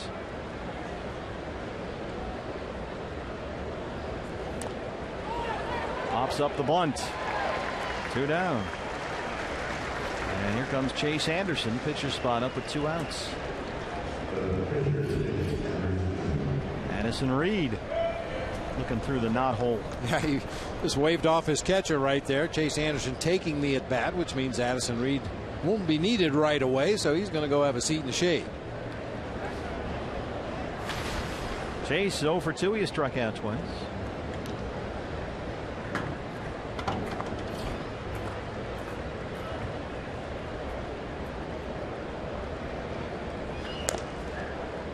Taking his hacks.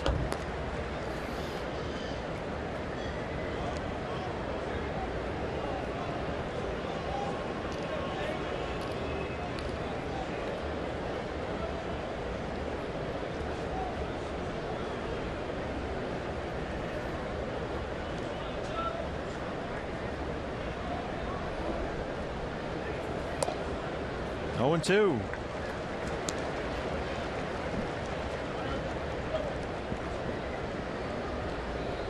This is almost not fair.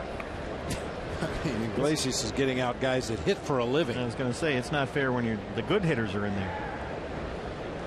The way this young man has pitched today, really, really good.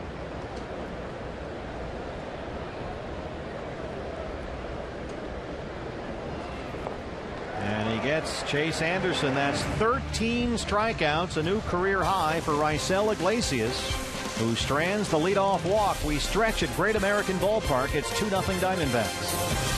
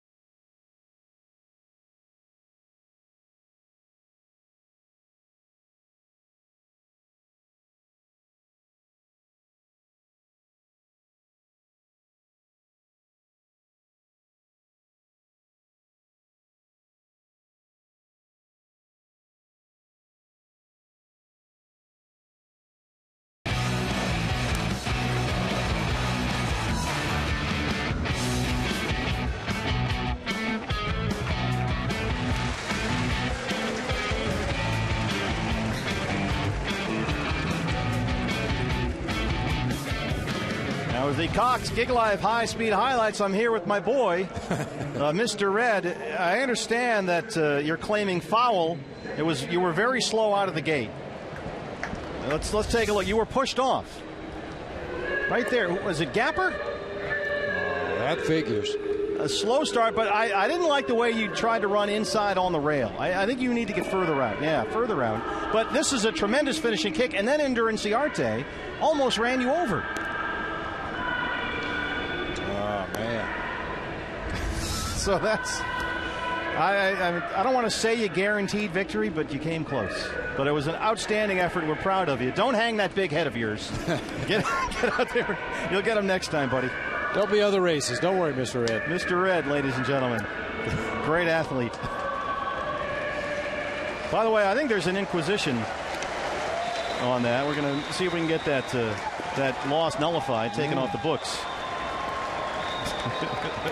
Plus, he says, well, he wrote he's really sweaty in that suit, so. And having just stood next to him, I believe him. I believe him. I think that's where all the humidity in the ballpark is coming from. You see what happens when you go unscripted in the mascot race. It's like the Wild West. Anything can happen. Chase Anderson really pitching a pretty good ball game. He's gotten himself in a couple of little mini jams here and there, but every time he's made the pitch, he's gotten the double play ball or the fly ball out when he's needed it. And he has kept the Reds scoreless through 6, holding a 2-0 lead. And now he'll work to Brian Pena, Ivan DeJesus Jr., and Skip Schumacher, 5, 6, and 7 in the Cincinnati 7th. And one of the more efficient games for Chase Anderson, only 80 pitches here in the 7th inning. And the way this bullpen has worked on this road trip, that is a saving grace. And here's a quick 1-pitch out for Pena.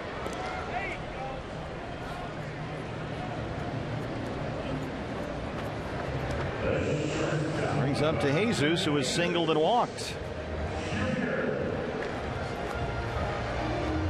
I tell you, this is where Chase has had his issues, at least as far as throwing a lot of pitches to get through DeJesus and Skip Schumacher. DeJesus in 2 at-bats has seen 12 pitches.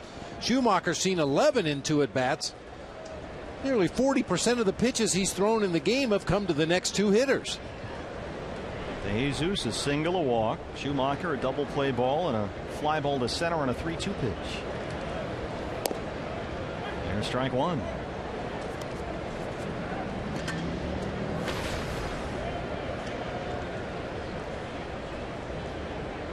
When you get through a quick 7th here, you can think about rolling them out there again for the 8th. Absolutely.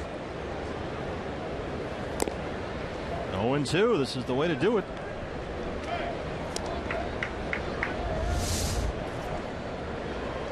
Just challenging the strike zone right there. 2 center cut pitches.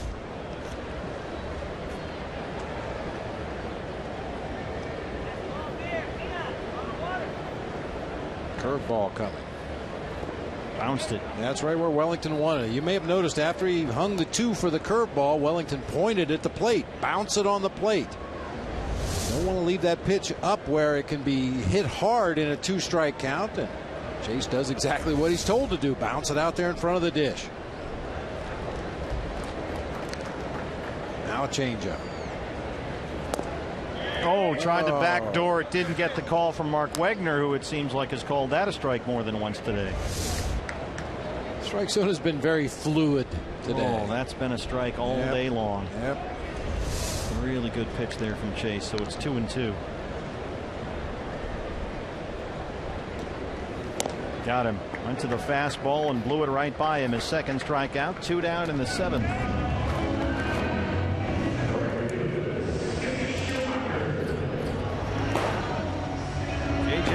And Jumbo Diaz, pair of right-handers, warming up for the Reds. We saw Raisel Iglesias after he struck out Anderson to end the top of the 7th, his 13th strikeout. Walk off the field to a standing ovation and a tip of the cap as if he had almost thrown a shutout or something. I was like, did they make an announcement we're not aware of? Or? I didn't hear anything, but it certainly looked like Iglesias' day was ending as he walked off the field and tipped his cap to the fans. He had his little moment.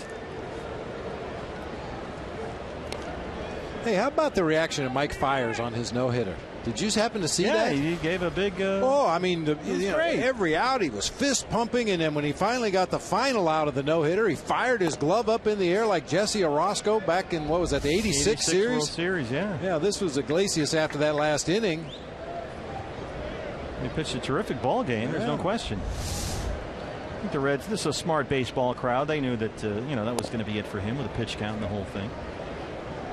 And he certainly pitched a terrific game. 13 strikeouts. He walked 3. Gave up only 3 hits. Looks like Joey Votto saying something through Eugenio Suarez, doing some translating there on the bench. Schumacher gives this a ride to deep right. Tomas at the track, at the wall, and he misplays it over his head.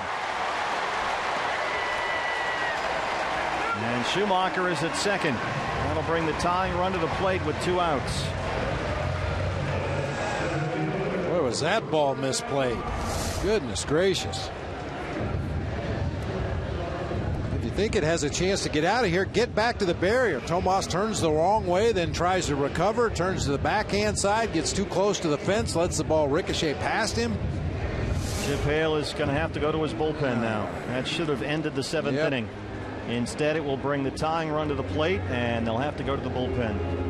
A nice job today by Chase Anderson. Certainly not spectacular, but he was really solid and pitched out of trouble every time. 2-0 Diamondbacks. Back in a moment.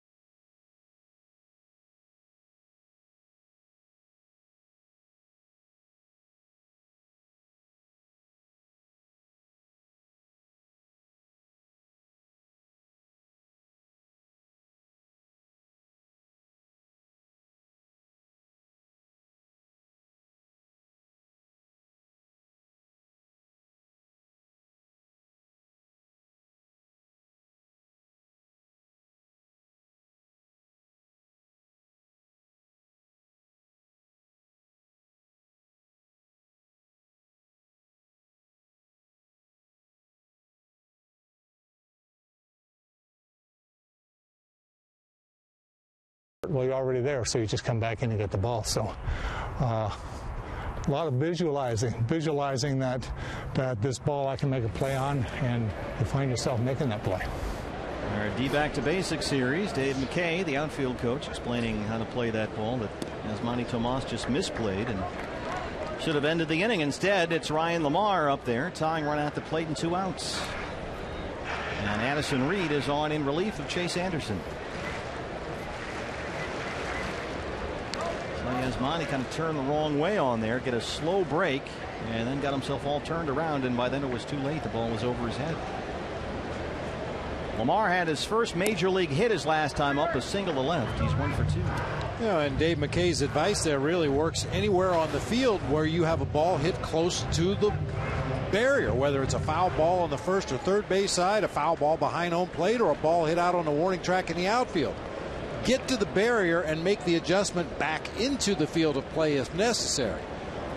Too many guys just try to time it and get there just as the ball is coming down, and that's a tough way to make that play. Tough to make any late adjustments, but if you're already at the barrier, you can come back into the field of play. If it's over your head, it's out of the ballpark.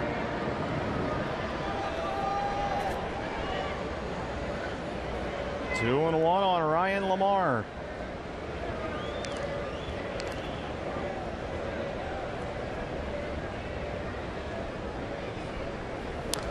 this is the guy you really want to get. Pitcher spot is up next, and Jay Bruce, who can change this game in a hurry with one swing, is on deck.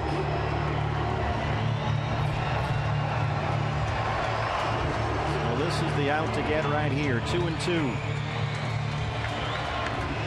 Yeah, because if you look forward, if you can retire Lamar right here,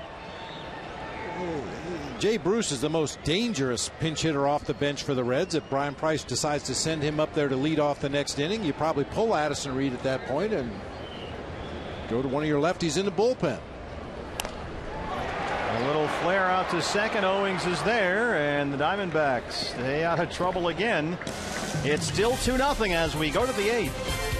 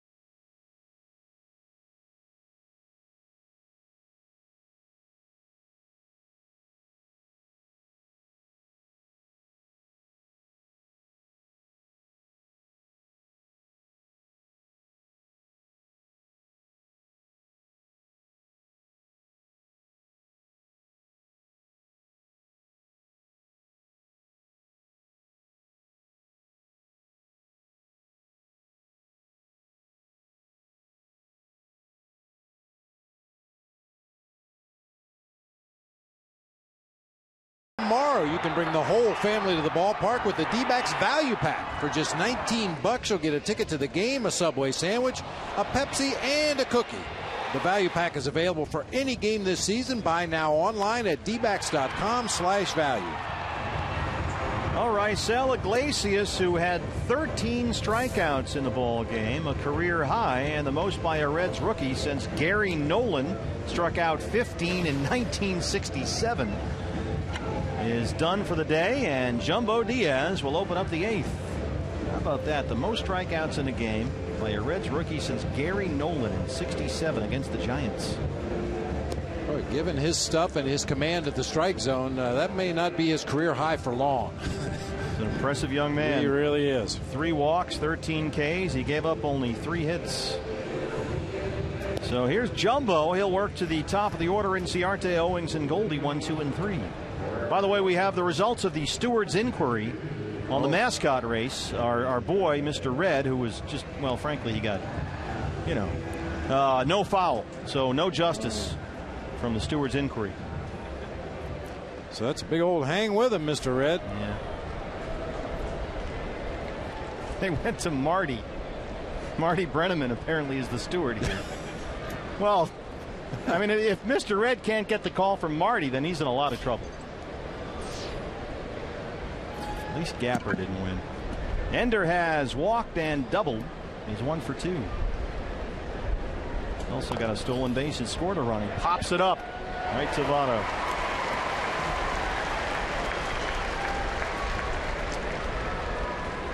Take a look at our State Farm report of the ball game. Go to Kane County. Ildemaro Vargas, the shortstop, against Quad Cities, which I hear is twice as nice as the Twin Cities.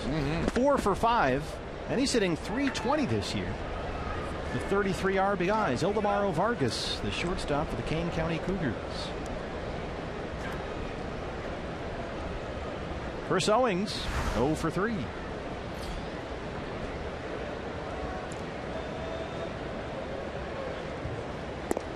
CO 8 for 12 through the first 3 games of this series. A double and a home run, but hitless today.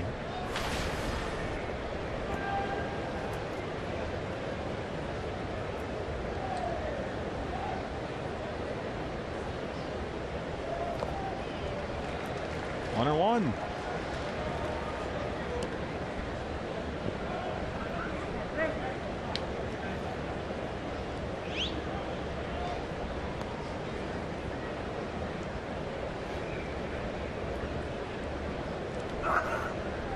I understand we've, as a result of the steward's inquiry, they looked at some of the video of the race with Mr. Red, and that got them looking at some other video, and look what turned up in the archives. Wow. There's Marty Brenneman and Thom Brenneman on the right. Now, who's the guy on the left? With all the hair. I don't know who that is. 1998.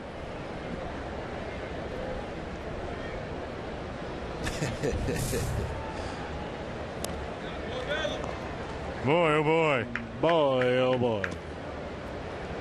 There's Marty's signature call, and this one belongs to the Reds. Maybe not so much today. Diamondbacks hopefully bring this one home and then head home. Trying to get their first ever 4-game sweep of the Reds, either home or away. How about this for Iglesias? His last 19 innings pitched, he's given up 6 hits, 1 earned run, and struck out 23 batters. Talk about being on a good roll. Wow. Yeah, they have really got something there with that young man. Give him a 7-year, $27 million deal before he'd thrown a major league pitch. And that is looking like a very wise investment right now. 1-2 on Owings. Goldie on deck. A bouncer in the hole. Frazier in front of DeJesus throws him out. 2 down. Well, fans, as promised, we have selected the Data Strong fan photo of the game. Tweet your strongest fan photo to AZ Data Strong Fan for a chance to be featured in an upcoming broadcast brought to you by T-Mobile. Here's Goldie. And that big game yesterday. 4 for 5 last night. A couple of home runs, 4 RBIs. Hitless so far today. He did walk back in the first.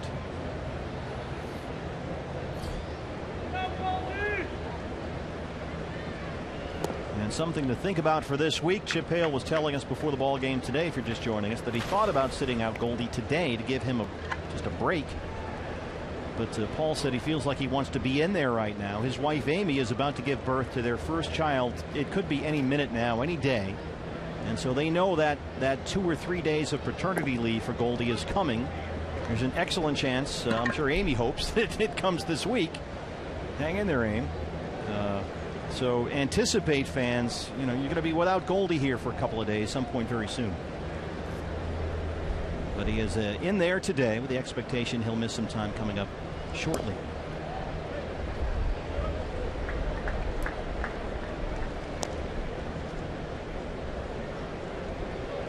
And Amy, from what I'm told, did very well on the baby showers. 2 trips back home to Texas. Nice. Dallas and Houston. I heard it was a good haul. How many toasters do you need? Oh, that's the wedding. Never mind.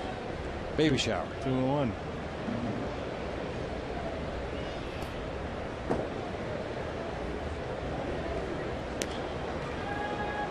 She's been a trooper. She's been carrying that little guy all over the country on these trips. But we're told it should be any day now.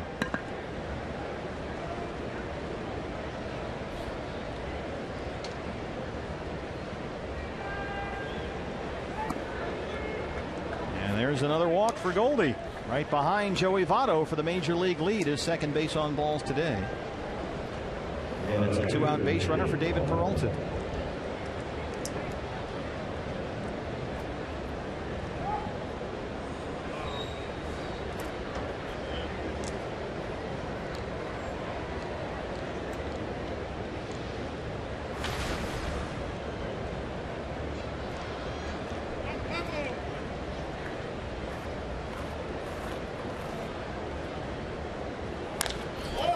Well hit to center. Backs up Lamar at the track, at the wall, and it's gone.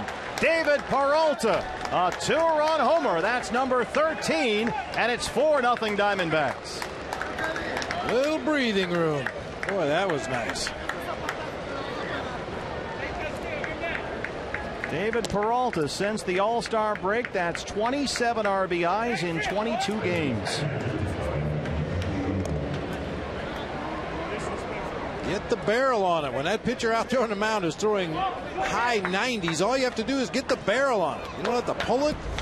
You don't have to lift it. Just get the barrel on the ball, and David Peralta goes straight away center field that time. Long home run. So the 2-out walk really comes back to bite Jumbo Diaz. He was a little too careful with Goldie, not careful enough with Peralta. Both homers in the game coming on the first delivery. Wellington Castillo against Iglesias, and now Peralta against Jumbo Diaz. David's first hit in the series. Here's Castillo, who homered back in the fourth.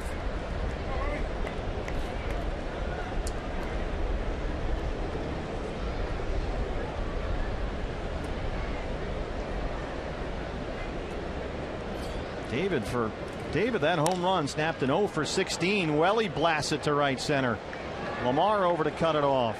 It's a 2-out single for Castillo, and 3 straight half reach with 2 outs against Jumbo Diaz. David had the 0 for 6 in Pittsburgh in that 15th inning game. He had gone 0 for 13 since, 0 for 3 today, so hitless in 16 at bats before that long 2-run homer.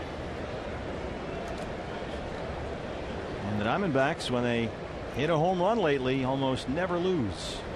Don't cool them off too much.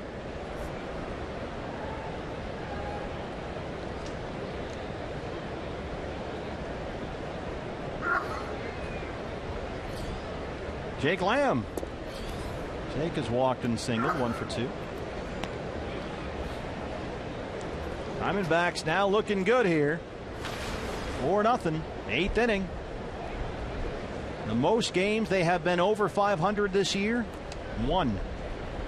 That was April 22nd when they were 8-7. A win here puts them at 62-61 for the year. And they began play today only 6 games behind the Dodgers' lead in the National League West. And they are right back in the conversation.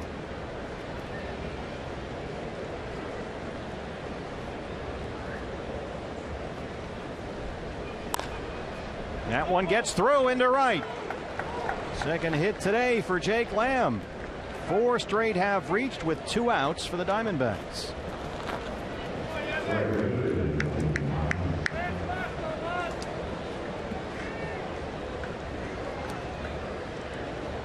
And looking at the 2 teams in the West ahead of the Diamondbacks, Dodgers are playing at Houston. Clayton Kershaw for the Dodgers. Lance McCullers for Houston in that ball game.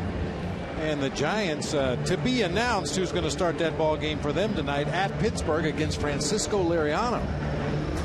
Colin Balester, the former Washington National, just added to the roster today. Dodgers right now leading 2-0 in the 6th inning of that ball game.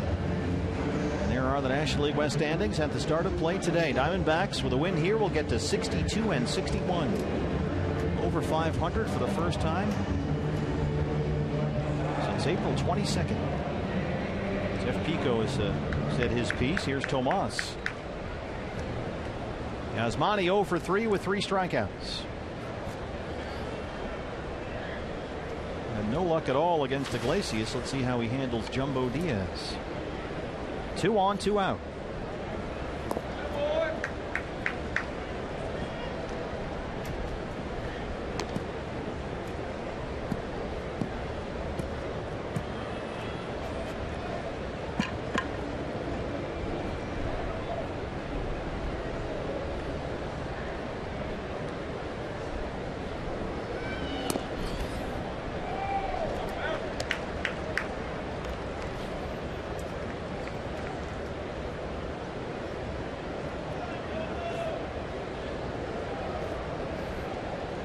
Like Tomas's head. We were talking about Goldie earlier, Bob, when he was struggling. Tomas's head is flying up there. I mean, he's looking out towards center field while he swings. I mean, here's a look. Tell me. Well, we showed you the picture earlier. Goldie tracking the ball all the way to the hitting zone, and it looks like Tomas is seeing the ball maybe halfway to the plate, if that, and then the head flies off. Well, 0 for 4 with 4 strikeouts for Yasmani Tomas. But David Peralta hammers one to deep center, his 13th, a 2-run shot. And the Diamondbacks in the 8th inning going for the 4-game sweep, lead it 4-0.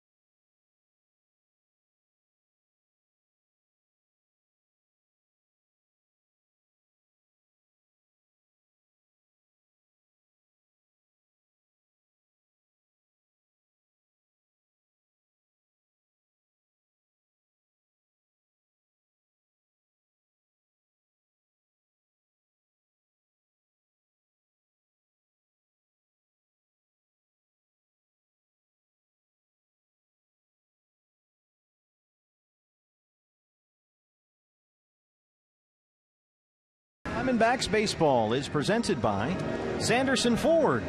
We're in the bottom of the 8th inning at Great American Ballpark. The Diamondbacks have a chance to close out a 4-game sweep of the Reds. David Peralta's 2-run homer has made it 4-0. It would be the second time in as many chances that the Diamondbacks have gone 6-4 on a long 3-city 10-game road trip. They went 6-4 on the last one through Seattle, Houston, and Washington. And if this score holds up, they'll have gone 6-4 through Atlanta, Pittsburgh, and Cincinnati. Jay Bruce, with the pitcher spot leading off the 8th inning, will hit for Jumbo Diaz. And he pops up the bunt attempt with the shift on. As Manny Tomas, who's had a tough day here, 0 for 4 strikeouts, and a badly misplayed ball in right field, is still out there. Keep in mind, A.J. Pollock not in the starting lineup today, so there is that possibility if you wanted to shore up your defense a bit there. But Tomas is still in right. Yeah. 0-2. Jay Bruce, things are not going well. He's 1 for 12 in the series, 235 on the year, and 7 for his last 67 at the plate.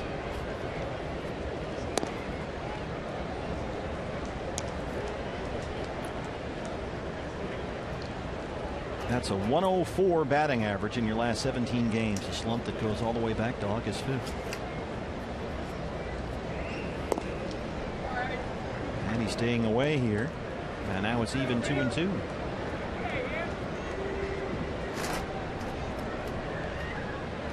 Bruce, Bourgeois, Phillips due up in the Reds' 8th. This does get a piece. Well, he has taken some big time hacks up there.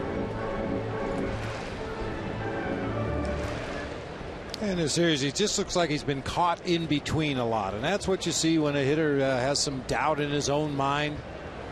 A little tardy on the fastball, a little bit out in front of off-speed pitches, hasn't really squared up anything in this series, not like we're used to seeing from Jay Bruce. He's always been very streaky, but usually every series he'd tee one up and hit it out there near the river somewhere, but he's really struggling right now.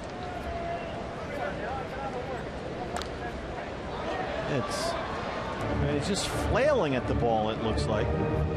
You've talked about some other hitters like that, trying to find the ball with the bat, and it looks like he's all off balance, falling over.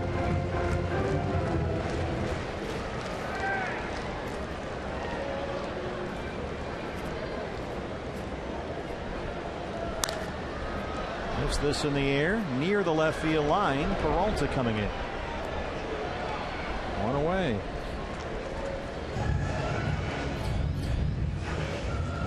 Well, the Reds, they have not been swept in a 4-game series here at home in almost 4 years. Last time was the first week of September 2011 against the Phillies, the last time that the Reds lost all 4 in one series here at Great American Ballpark. Jason Bourgeois, a single in the 30s, 1 for 3. And for Cincinnati, I mean, things are quickly going from awful to terrible. Take your choice. They are already stuck in an 8-game losing streak and 19 under 500. And it's not getting better. Even with Raisel Iglesias looking sensational today, 13 strikeouts.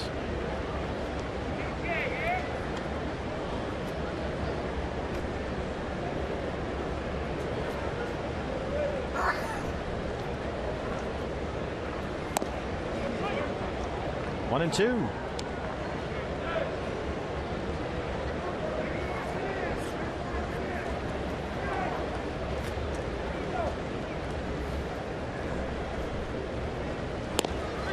Called strike 3. Addison Reed rings up Bourgeois.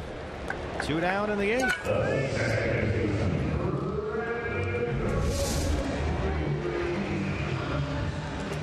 Whew. Dots that inside corner with a little bit of a cut fastball. Addison Reed pitching with a lot more confidence. Man, firing that ball in there. Here's Phillips, a single in the first, 1 for 3. 285 on the year with 9 homers. 2 for 9 in the series.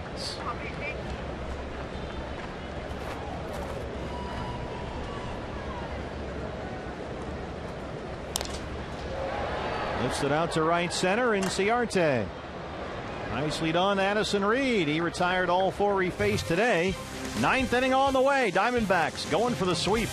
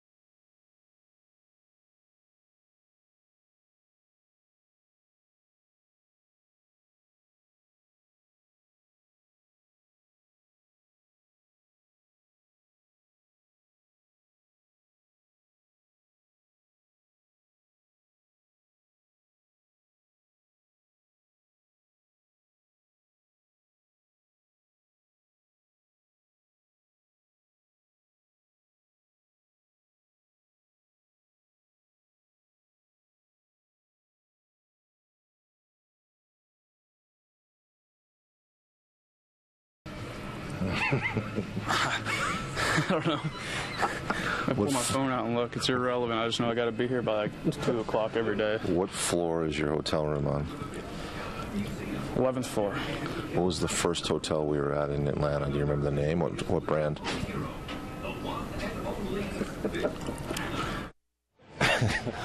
All right, guys, before we hopefully wrap this thing up, that's just an excerpt from our latest edition of Snake Bites that's on the website, foxsportsarizona.com. You may have seen it on Diamondbacks Live, the pregame show earlier this morning, just to prove just how grueling some of these 10-game road trips are in the middle of August. Simple questions, random exit polling, and some guys fared much better than others.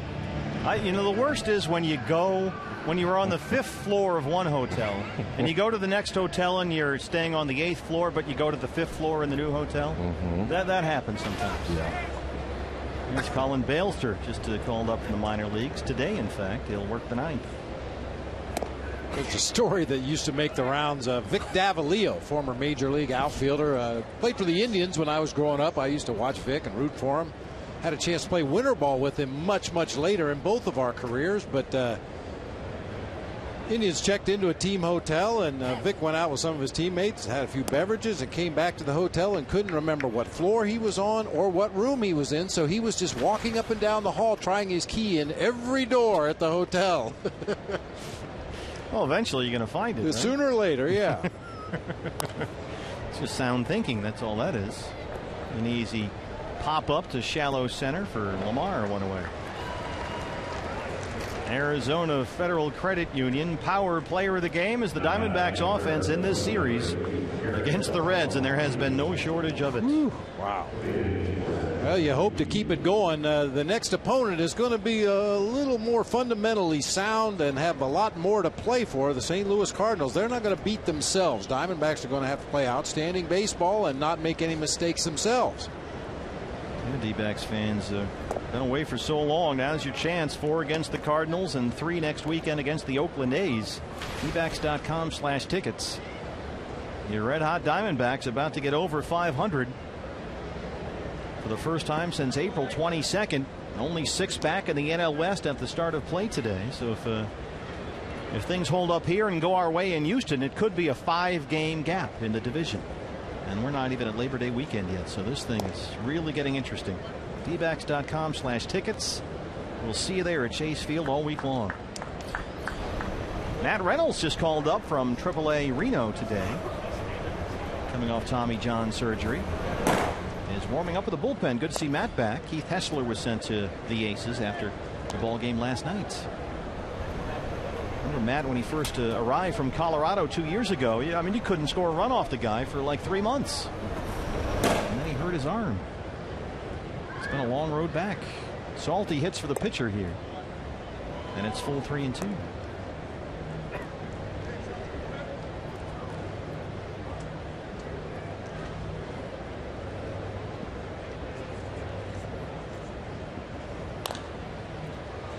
Pops it up, shallow left.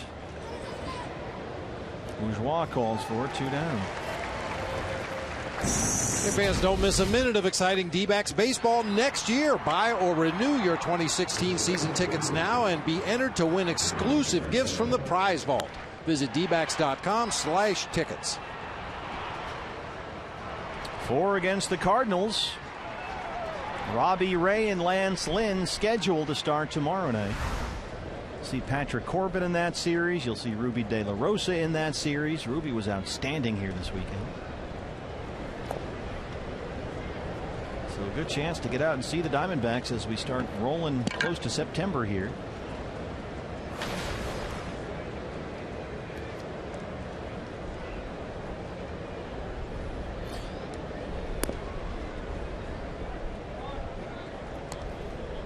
Two and 0. Ender doubled in the first and Walkden scored in the 6th. He also stole a base. He's got 5 hits in the series.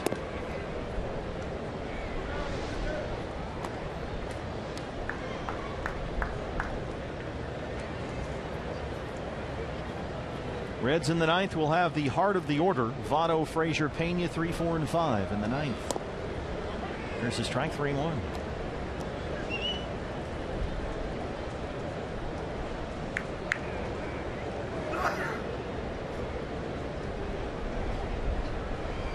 Votto, the lefty. Pena, who you like to switch around to the right-hand side. So the lefty Reynolds is warming up as Inciarte walks for the 2nd time today.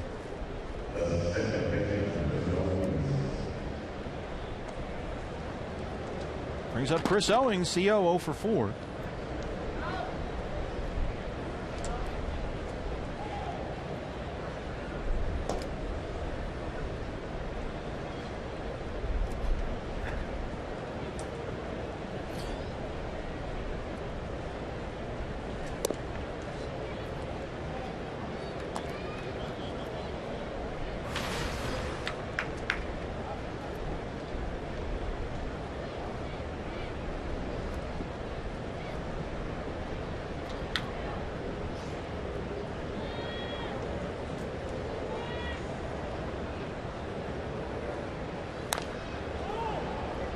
Way up in the air, foul ground for Votto. And we go to the bottom of the 9th inning. Here's what's next, brought to you by CenturyLink. The Diamondbacks will go for the 4-game sweep. A chance to get over 500. They're 3 outs away.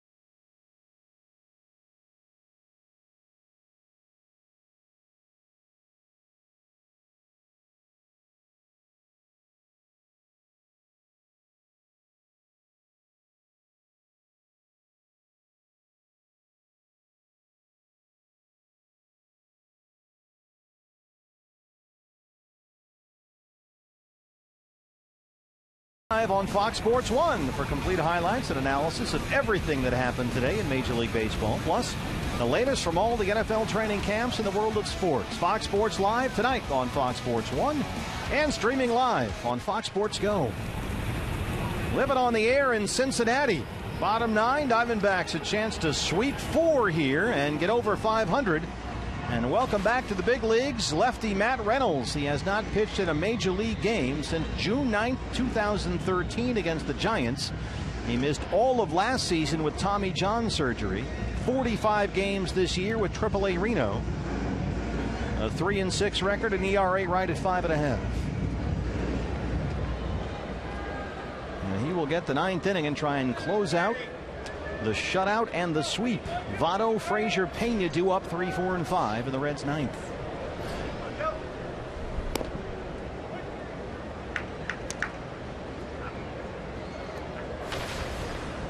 We remember when they got Matt Reynolds. He came over a couple of years ago from the Rockies and was just sensational coming out of the Diamondback bullpen. He got off to a great start to begin his D-backs career. 2013, he tied a franchise record. He started that season with 19 scoreless innings. That's not a bad way to open up the year. 30 appearances his first year with the Diamondbacks. And pitched to a 1.98 ERA, but had to be shut down after June 9th, and he gets Votto to open up the 9th. Welcome back, Matt Reynolds. How about that? No argument from Joey Votto. Breaking ball may have been up a little bit out over the plate. Yeah, Matt had that 1.98 ERA and went on the DL the next day. It was a left elbow strain at the time. Wound up missing the whole rest of the year and didn't have his Tommy John surgery until late September that season, performed by Dr. James Andrews. So it's been a long road back.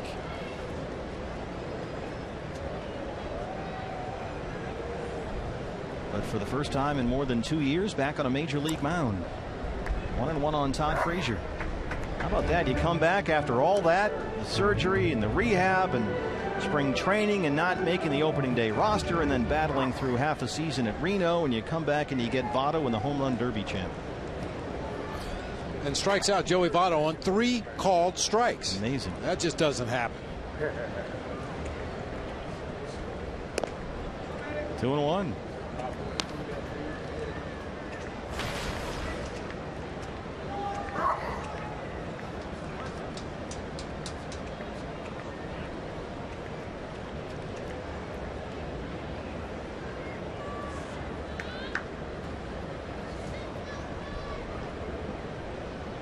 Frazier 0 for 3 today. Smashes that one foul. He's had a good series, 6 hits, including 3 doubles. But the Diamondbacks have out-hit the Reds 6-5. They lead it 4-0.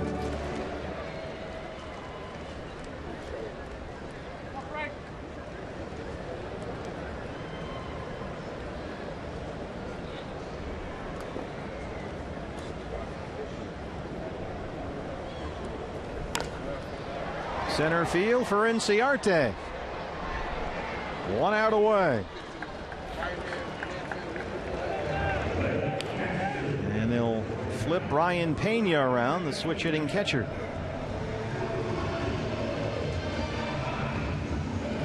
Diamondbacks, this would be their first ever 4-game sweep of the Cincinnati Reds, home or away.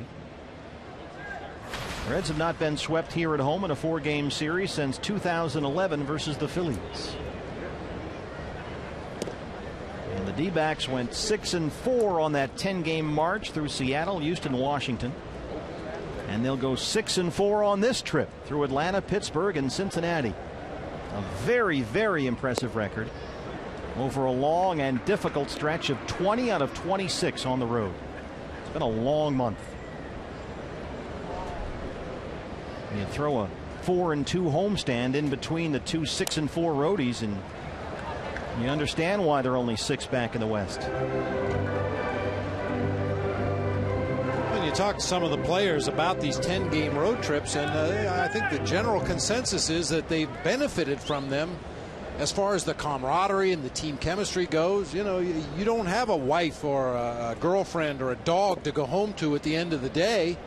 and have them pat you on the back and say, hey, I had a tough night, tough game. You'll be all right. You'll get them tomorrow. You've got your teammates as your support system. And everybody struggles at some point in this game. And I think sometimes these long road trips can really go a long way towards bonding a team together. At least that's kind of the feeling I've gotten talking to some of the coaches and some of the players down in the clubhouse. And especially when those road trips are, for the most part, going very well. Yeah. That's just got to help. A strike away from closing this thing out. 2-2 on Pena with 2 outs. Dodgers, by the way, with Clayton Kershaw on the mound in Houston, lead 2-1 in the 7th. That misses inside, and it's full 3-2 to Jesus on deck. And you managed to do this while getting A.J. Pollock a complete day off, which always helps, because you figure you're going to lose Goldie here at some point soon on paternity leave. Matt Reynolds strikes out Pena, and the Diamondbacks win it 4-0 and sweep the series.